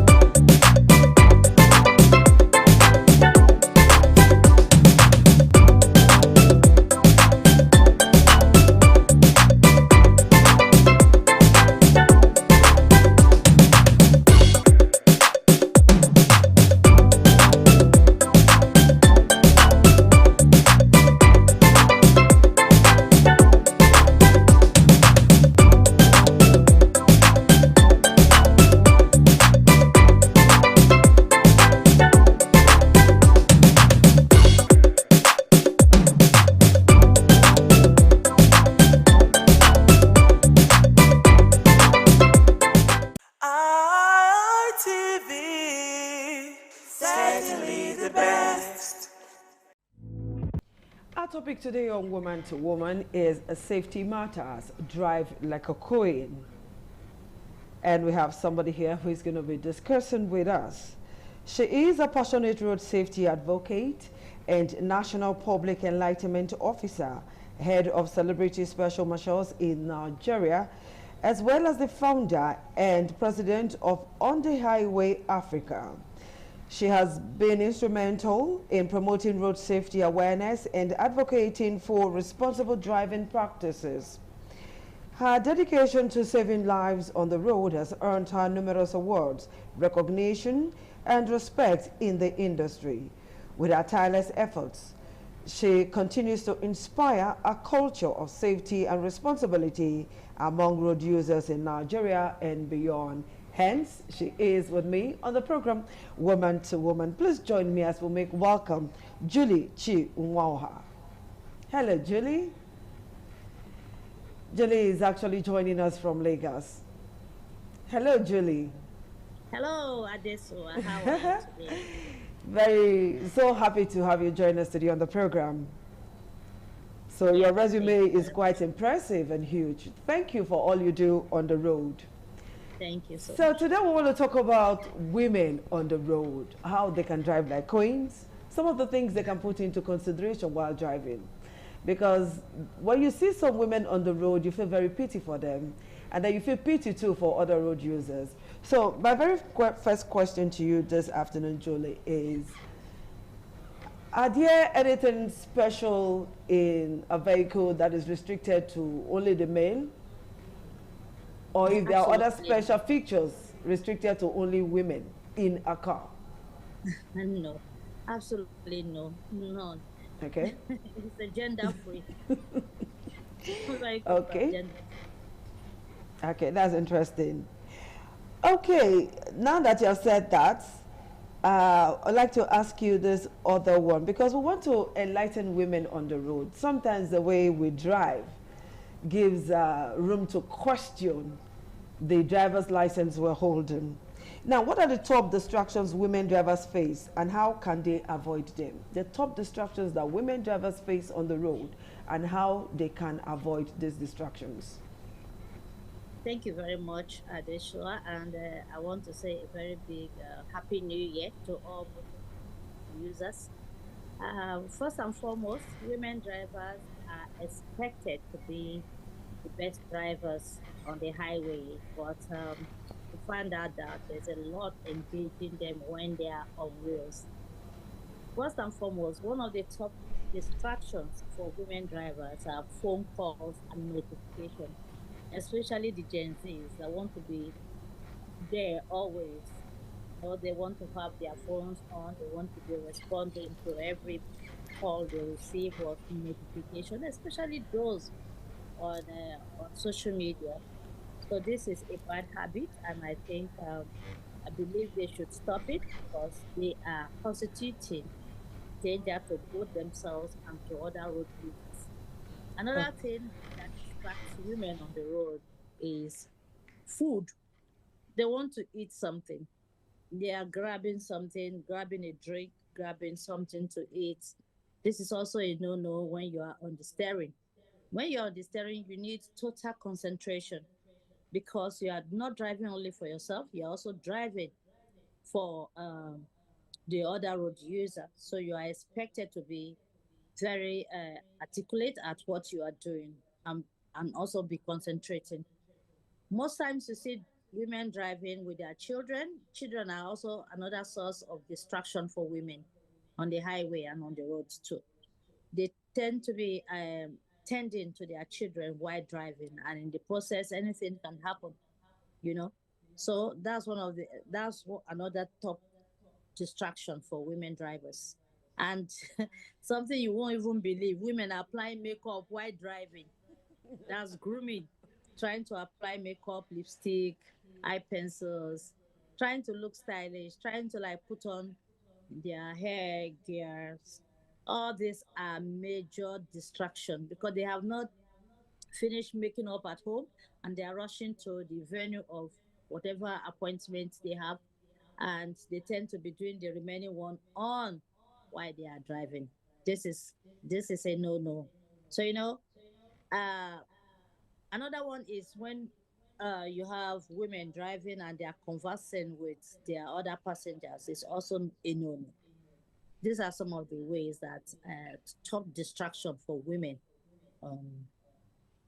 Yeah. All right, thank you so much, Julie. Now, let's deal with these issues that you've mentioned. You talked about breastfeeding while driving, eating while driving, conversing while driving, and the mother of all, applying makeup while driving. We're not talking about the passengers now, we're talking about the drivers.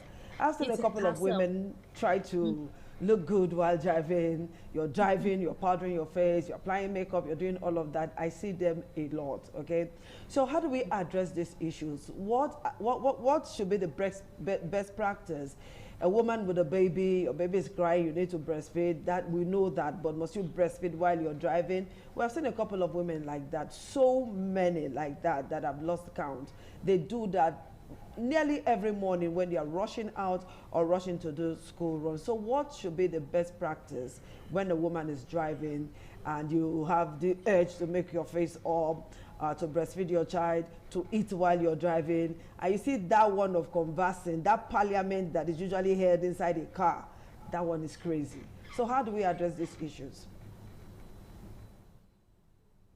women drivers to pull over. You can pull over to the side of the road, especially a safe shoulder of the road to touch up your face or to eat or to breastfeed your baby, especially if the baby is crying. It's better for you to be safe and to be late to where you are going than to be late. That is one of the most essential for you as a mother, because you're also supposed to be protecting the people around you. Protect yourself, protect your baby, and protect the other road user. So that common practice of breastfeeding should stop. It's a total distraction for you as a mother, because if you are breastfeeding your baby, you'll be distracted and you are also an accident waiting to happen. So the best you can do is, it won't take you time. It's just like a couple of some minutes, maybe 4 to like 5, and you are done. And the baby will be okay, and you will be okay, and you continue your journey instead of constituting a stumbling block for other road users. In terms for makeup, of course you can. Just pull over, put on your lipstick, put on a dab of powder here and there, and when you get to your venue, you can go to the powder room and do the remaining one. It's better to be alive. Okay, we're going to take a very short break now. When we come back, I'll be asking you other questions. Do stay tuned. We'll take that short break now. ITV.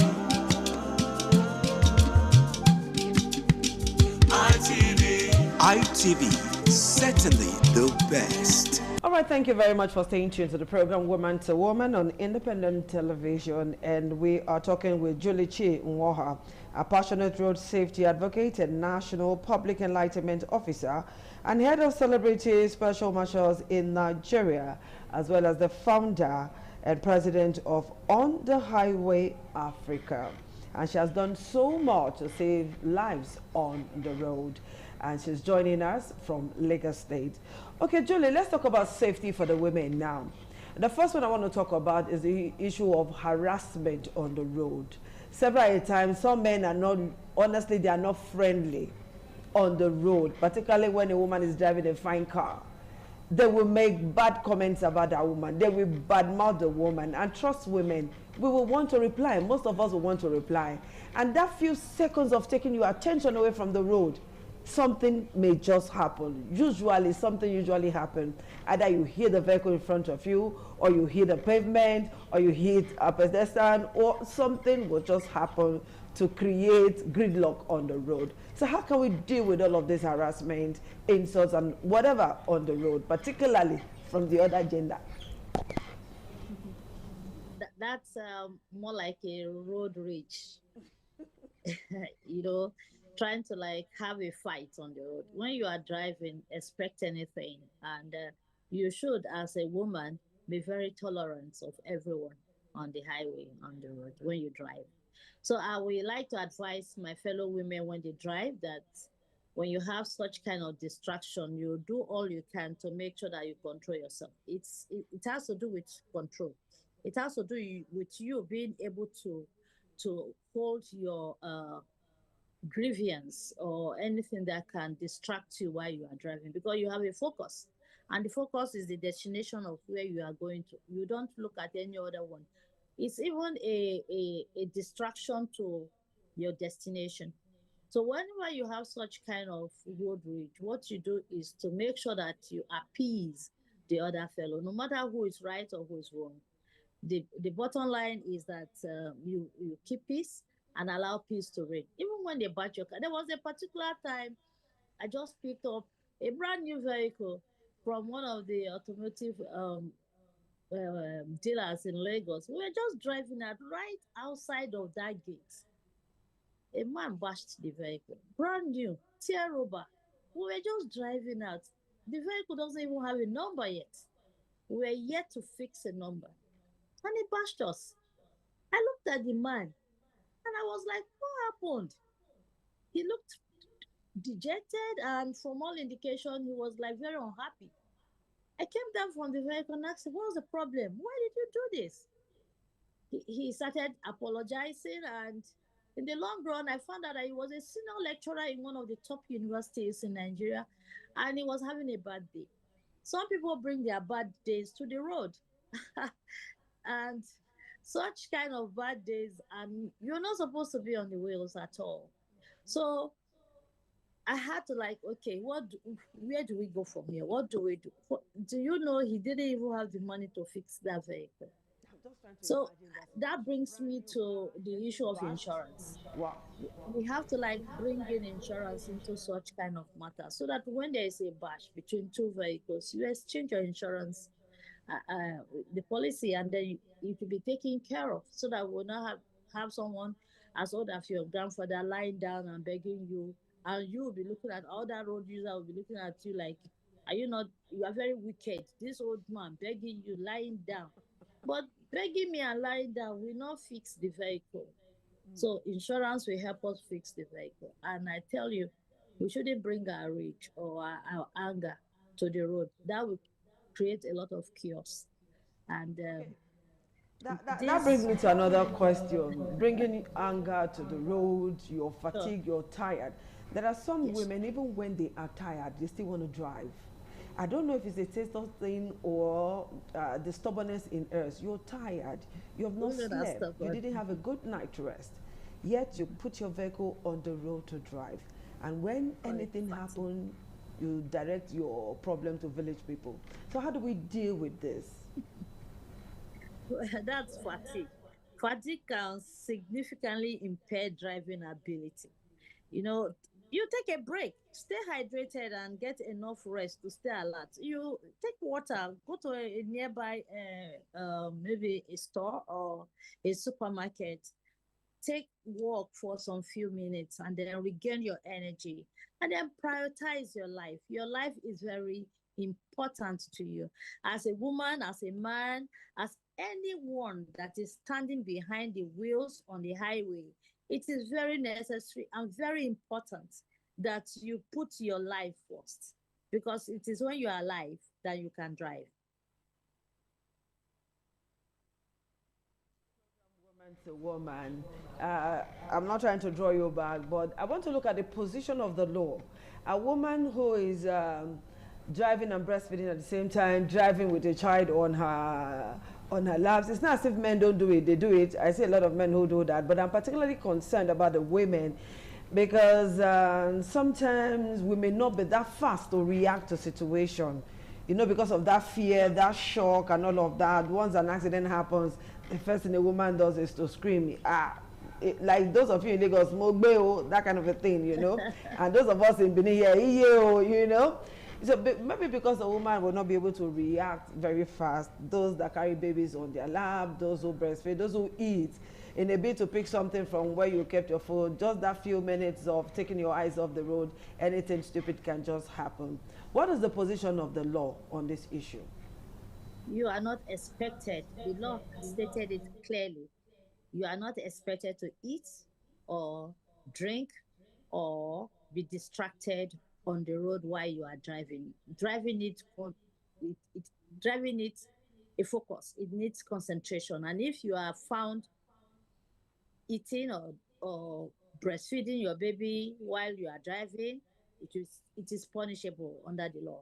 And if you are caught, you'll be taken to court, and the law will come after you. You cannot escape it. There's nothing like you are begging somebody, Mogbe or whatever, whatever exclamation you're going to make, you make it.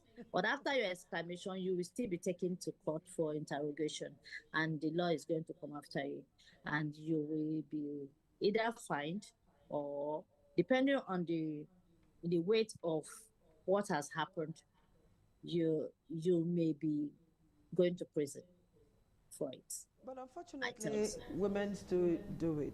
Even with this enlightenment campaign that we're doing here, tomorrow you will find 4, 5, 6 women who will do this. And the issue of taking one way, beating traffic, and all of that. I don't know if some of us women keep part of our brains at home when we're driving. If somebody beats traffic, it's a woman. And there are some group of women who will stand right there in the middle of the road, buying stuff from the road. And when you talk, is a problem. How do we deal with this? How do we sensitize women? How do we get into their heads to let them know that many of these things are wrong, particularly if the woman is driving a fine car and that person is a Gen Z, believing that any traffic officers that come should be able to just stretch our hands and that will be okay? I tell you, women are they are what will I call? I'm a woman, it's a special being. We are all special beings. We want to do all our shopping while we are sitting down on the steering. We want to buy meat, soup, everything, vegetable. And we're not even prepared to park, some of us, not all of us. Some of us that don't have that kind of training, that kind of discipline, want to really do anything anyhow. Have you noticed that some women even hold their children to the road and they put their handbag at the other side? These are not even women that are driving. I'm talking about women that are walking on the road, taking their children to school. They put their children on the road and they put the handbag at the other side, protecting the handbag and leaving the child at the mercy of God. You know, when it comes to woman matter, it's a big thing. It's a big thing for us. It's a big thing for federal road safety because we keep talking. And that's why you see the enlightenment is every day, every time. We just keep talking. Just like you said, the women look like they're stubborn. You ask, why will you stop me? Is it your car? It's my car. If I bash it, it's my car. I'll fix it. And then you now want, it's not only about your car or being bashed or that, it's for the other road user. That's why we are explaining this to you. I stop a lot of women asking them, oh, please, can you take your child to the back seat? Because a child under the age of 12 is not expected to sit in front of the vehicle. When you see these women, the child even want to sit in front of the vehicle. The mother is not aware of the age limitation that is hindering that child from sitting in the front of the vehicle. And they're just going, everything is fine. The woman is on her seatbelt, the child isn't on his seatbelt, making matter worse for a number of people, both themselves and the other road users. So we say, women, please allow this information of safety to reach you properly. Be disciplined. You are mothers. And even if you are not yet a mother, you are going to be a mother. Don't murder people on the road. Be a good mother. These are some of the things we keep saying every day. Like you see, and like you always comment on my social media handle. Every day I am talking. Every moment on the road, I am saying one thing or the other, talking to women, asking them, must you park beside the market road? Park properly, buy what you want to buy, put it in your car and go. Anything can happen when you are window shopping, while you are still in your vehicle and you are buying stuff. So we keep saying this and we will not stop saying it until there's going to be a law when those kind of people are caught. But I tell you, there's a law. It's just that sometimes we are a bit soft. Is usually the problem. On that area. We are a bit soft on that area, but it's not that we are soft. It's just that it's not. You just want to keep enlightening people. You want to educate people. You inform. You keep saying. You keep talking it, and that's why we are taking road safety down to the nursery, where you have children road safety advocates, so that when the child wants to sit in front of the vehicle, he or she by him or herself will tell you, oh no, until I'm 12 I cannot sit in front of any car. And when they are sitting behind, they are also expected to use their seat belt, because in the instance of eventuality, you can still be harmed.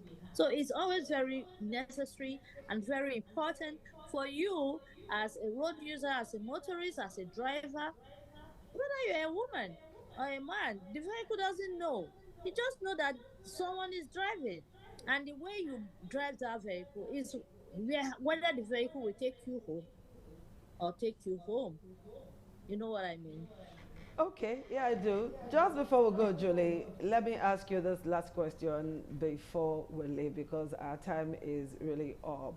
Now, a woman loses her tire on the road or she gets a flat tire where she cannot get help. Is she expected to remain there or just walk away? Because most women have been robbed doing that.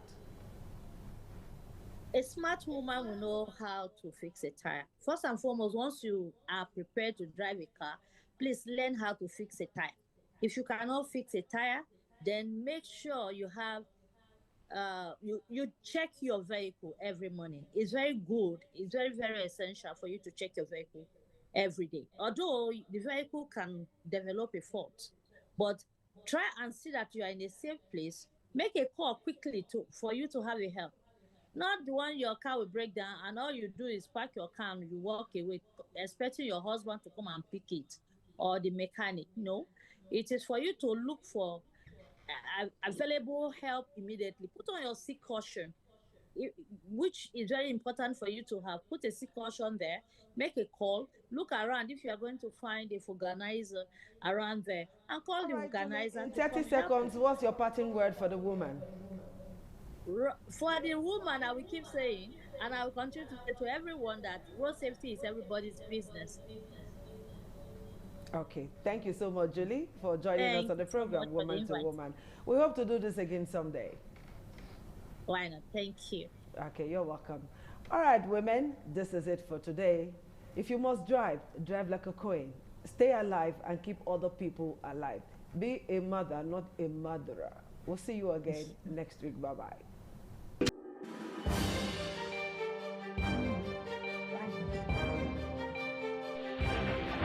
This is ITV. Certainly the best. ITV, certainly the best.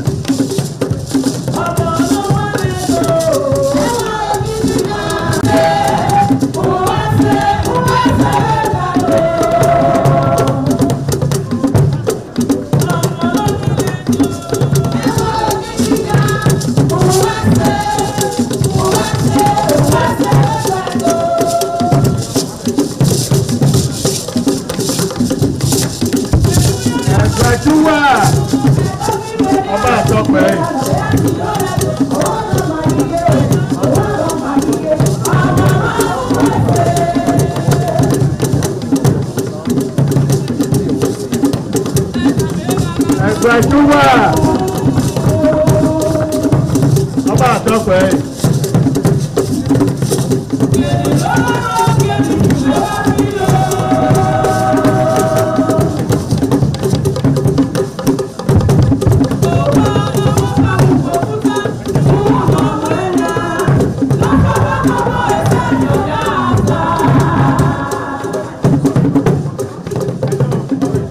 Jua. Papa àtọkùn ayé.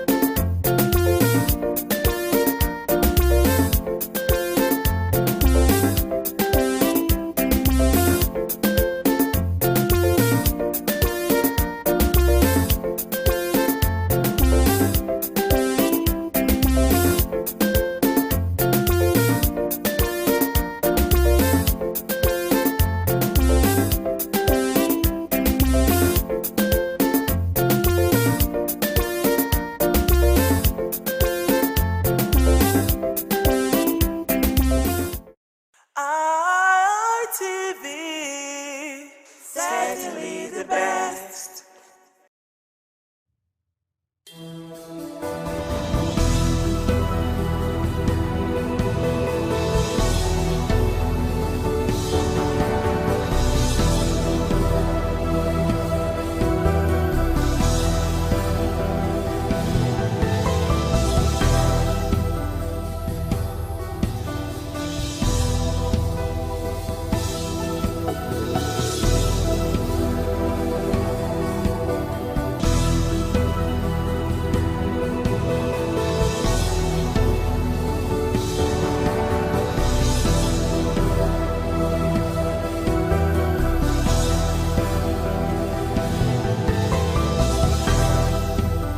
So you're welcome to today's edition of Business 360. My name is Daisy Leo Asikidi and I'm going to be your host on today's show.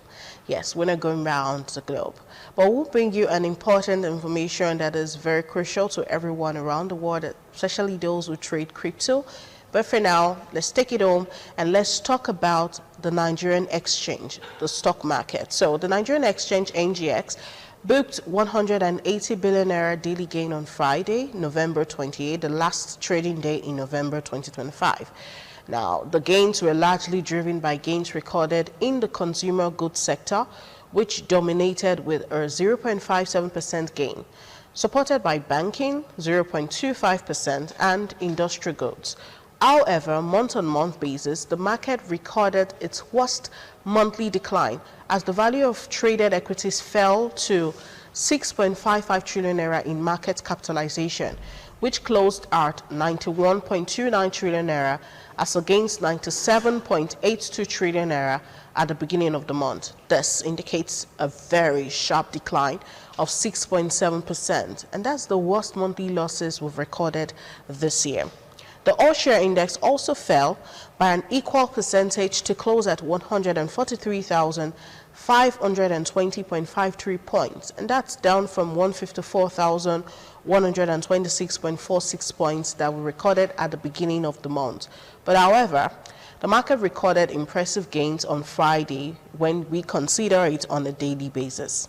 The 180 billion naira gain pushed market capitalization to 91.29 trillion naira, up from 91.11 trillion naira the previous day, while benchmark all-share index also advanced by 0.20% to 143,520.53 points, lifting year-to-date performance to plus 39.44%. there was an extraordinary spike in market activity following a huge institutional buying interest in Cornerstone Insurance. However, the heavy transaction on Cornerstone Insurance did not impact the sector, as insurance recorded the worst decline. Unconfirmed disclosure from stockbrokers indicated that some institutional investors poured 6.402 billion naira in Cornerstone Insurance in exchange for 1,267 units of the stock, making the stock the highest traded on Friday. Consequently, turnover volume jumped by 462.83% to 1.83 billion shares, valued at 20.03 billion naira in 12,640 deals. These were the key performance indices. Current all-share index ASI is up plus 0.20% to 143,520.53 points. Previous close ASI is 143,246.93 points.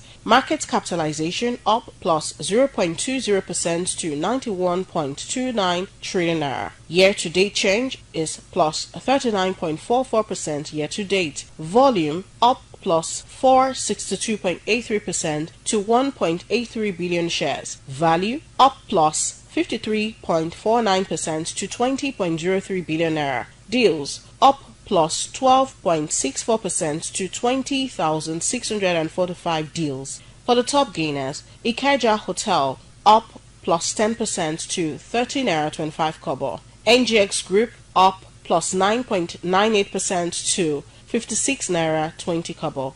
Academy Press Academy up plus 9.7% to 7 naira 35 kobo.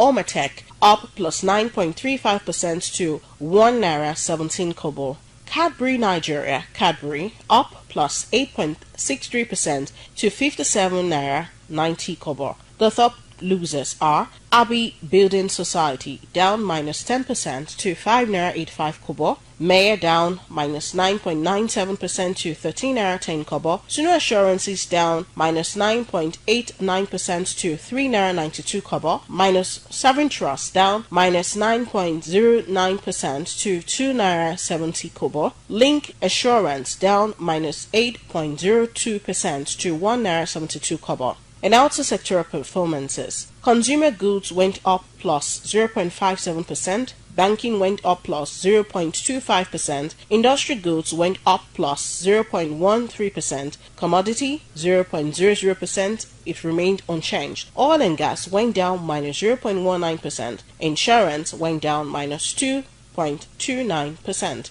A total of 33 stocks gained in share price, which is higher than 21 losers. Ikeja Hotel, NGX Group, Academy, Omatech, and Cadbury led the advances, whereas Abbey BDS, Mayor, Sunu Assure, Sovereign INS, and Link Assure posted notable declines. Sectoral performance was mixed. Consumer goods dominated with a 0.57% gain, supported by banking 0.25%, however, and industry goods. However, insurance minus 2.29% and oil and gas minus 0.19% declined, while commodity remained unchanged. Now that we're done talking about the NGX, let us open the playbook of Nigerian richest men. See, notable Nigerians have attained remarkable success, prosperity, and they've made substantial contributions to Nigeria's socio-economic development.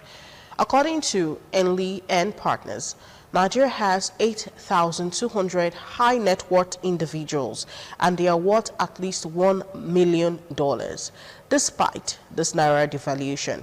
And this has placed Nigeria third in Africa, behind Egypt and South Africa, with the most billionaires and rich men. Okay. Now, Aliko Dangote, who is Africa's richest man, now has more money than ever before. $30 billion, and that's thanks to the completion of his long-awaited Nigerian oil refinery. Nigeria is home to a small number of billionaires whose wealth is closely linked to our nation's energy, digital, and industrial sectors. The top three richest men, Aliko Dangote, Mike Adenuga, and Abdul Samad Rabiu, are estimated by Forbes and Bloomberg to hold over $40 billion in wealth as of late 2025. Their success is a result of taking advantage of Nigeria's large market, more than 200 million people, natural resources and infrastructure deficiencies, but maintaining it in the face of economic volatility like currency devaluation and regulatory obstacles calls for a disciplined strategy. Nigeria's ultra-rich men like Femi Otedola, Tony Elumelu, Jim Ovia and Atedo Peterside not only generate income for themselves but also create jobs, demonstrating their systemic influence. Nigeria's wealthiest men usually accumulate their wealth through different industries that are essential to the country's economy as well as the larger African economy: agriculture, logistics, commodities, communications, financial services, infrastructure, retail, manufacturing, and residential commercial real estate are industries that attract many HNWIs, according to a Henley and Partners report. These individuals often start by identifying gaps or monopolies in key industries before launching new businesses or investing in existing ones. Aliko Dangote. The Dangote Group,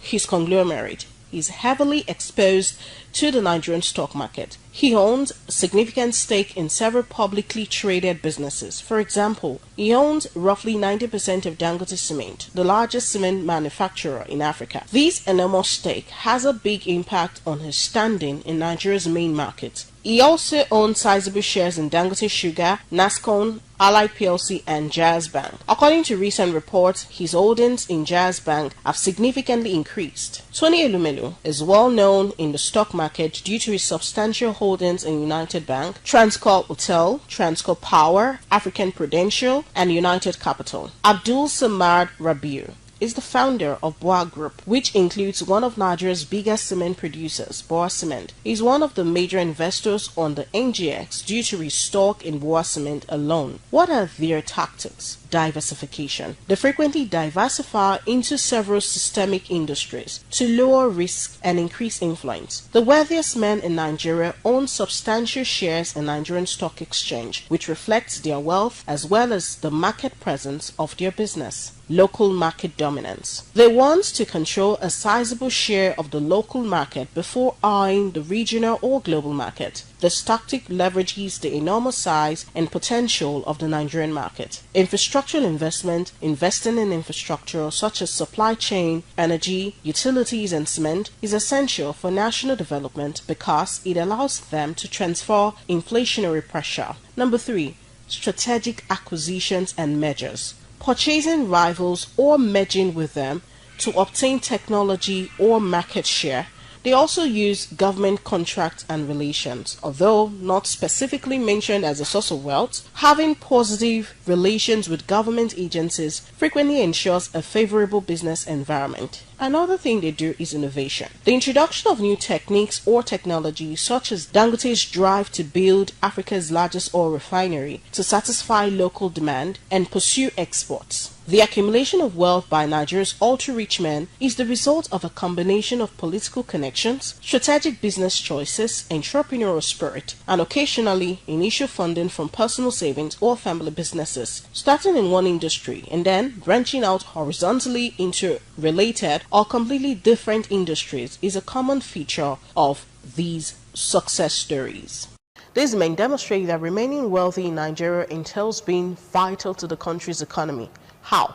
Generating jobs, like Aliko Dangote has employed over 50,000 people, and also paying enormous taxes like $2 billion plus per annum, and adjusting to changes in policies. These empires are built on patience and skill rather than being ostentatious. Aspiring business owners should network locally, start small in high-demand niches, and most importantly, reinvest 80% of their profits. And now we're going to go on a break on the show. When we return, we'll be bringing you our last story, which I promised was going to be on crypto. So we'll be back in a moment.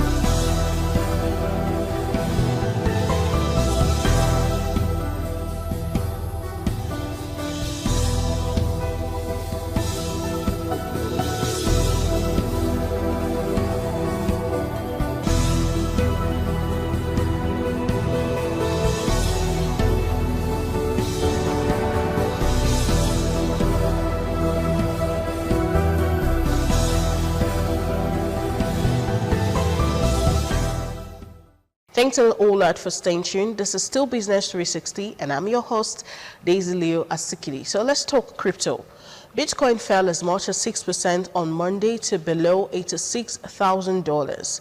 And that's during the early Asian trading and amid the high selling pressure. Most tokens followed a similar pattern, with Solana, Ethereum, and XRP experiencing about 8% drop after a week-long sell-off that actually began when about $19 billion in leverage belts were wiped out in early October.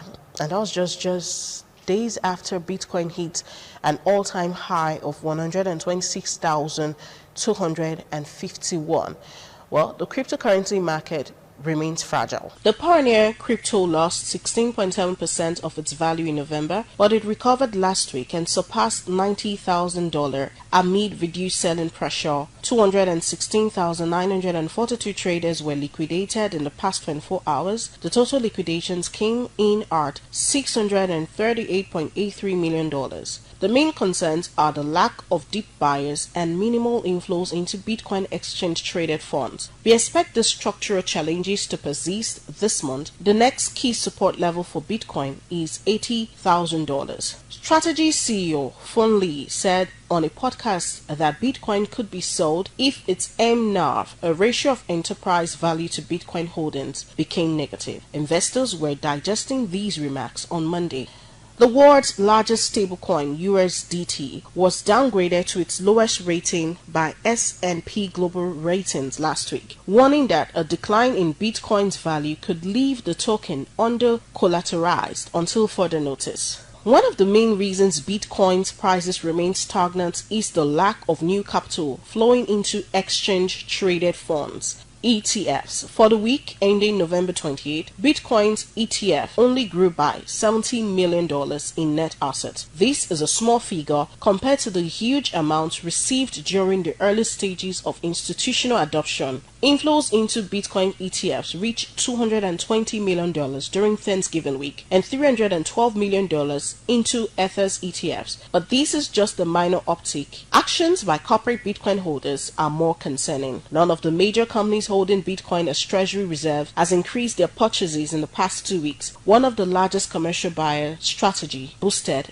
its purchases on November 17. Meanwhile, 1,163 BTCs were linked to SpaceX's transfer to new addresses on Thursday, sparking speculation about a possible sale. However, there has been no official statement on whether this is a distribution or a transfer of custody. There were significantly more sell options than buy options on both Thursdays and Friday. This demonstrates how uncertain traders were, since it reached an exceptional 5 times level on November 21, which favored downside protection. The puts to call premium volume ratio has improved. It's still higher than the 1.3 times level though, which would indicate more neutral market conditions. The negative technical picture is further compounded by the recent decline of Bitcoin below the lower band of a developing bear flag pattern. The People's Bank of China added to the uncertainty on Saturday when it warned about the dangers of virtual currencies, including stablecoins, and said that government agencies should work more closely together to combat illicit activity.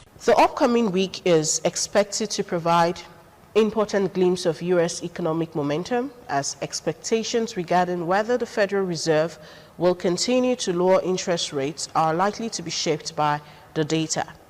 After making it clear that he anticipates interest rate cuts from his nominees, U.S. President Donald Trump announced on Sunday that he had chosen the next Fed chairman. Interesting, right? Well, that's how we're going to be concluding Business 360 today. I'm Daisy Leo Asikidi. I want to say a big thank you to our viewers. I appreciate your time that you spend with us on the show, and I will see you next week. Bye for now.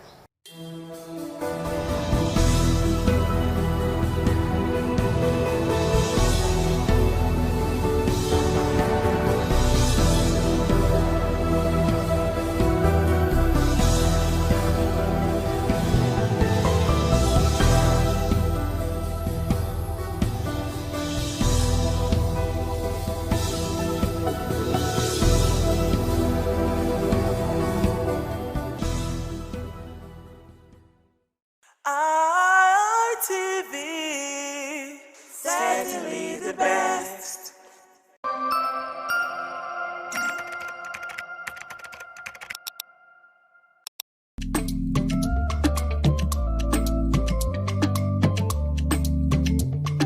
The man went out to bring in thugs to come and beat her. Yeah. In a situation like that, do you think women would have seen that and still want to speak?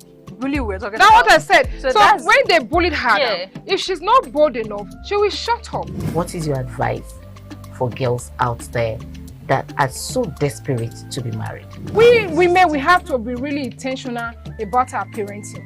If you know a child is being abused, or you see signs, a bruise or a child, it has to be investigated. People barely even breathe when they are going for a shrebi and something. Party. You have to be They can't smart. sit If down. you see where they are dressing them up and dragging on both sides, you cannot you cannot breathe. That's what And these matters. women would stay in those events for hours just to keep up with that beauty trend. Is that healthy? That's not healthy. I am Patricia Uremu Gabriels, and we're reaching you live from our Lagos Network studio. Of course, Women in Conversation is a program designed for women to discuss about themselves.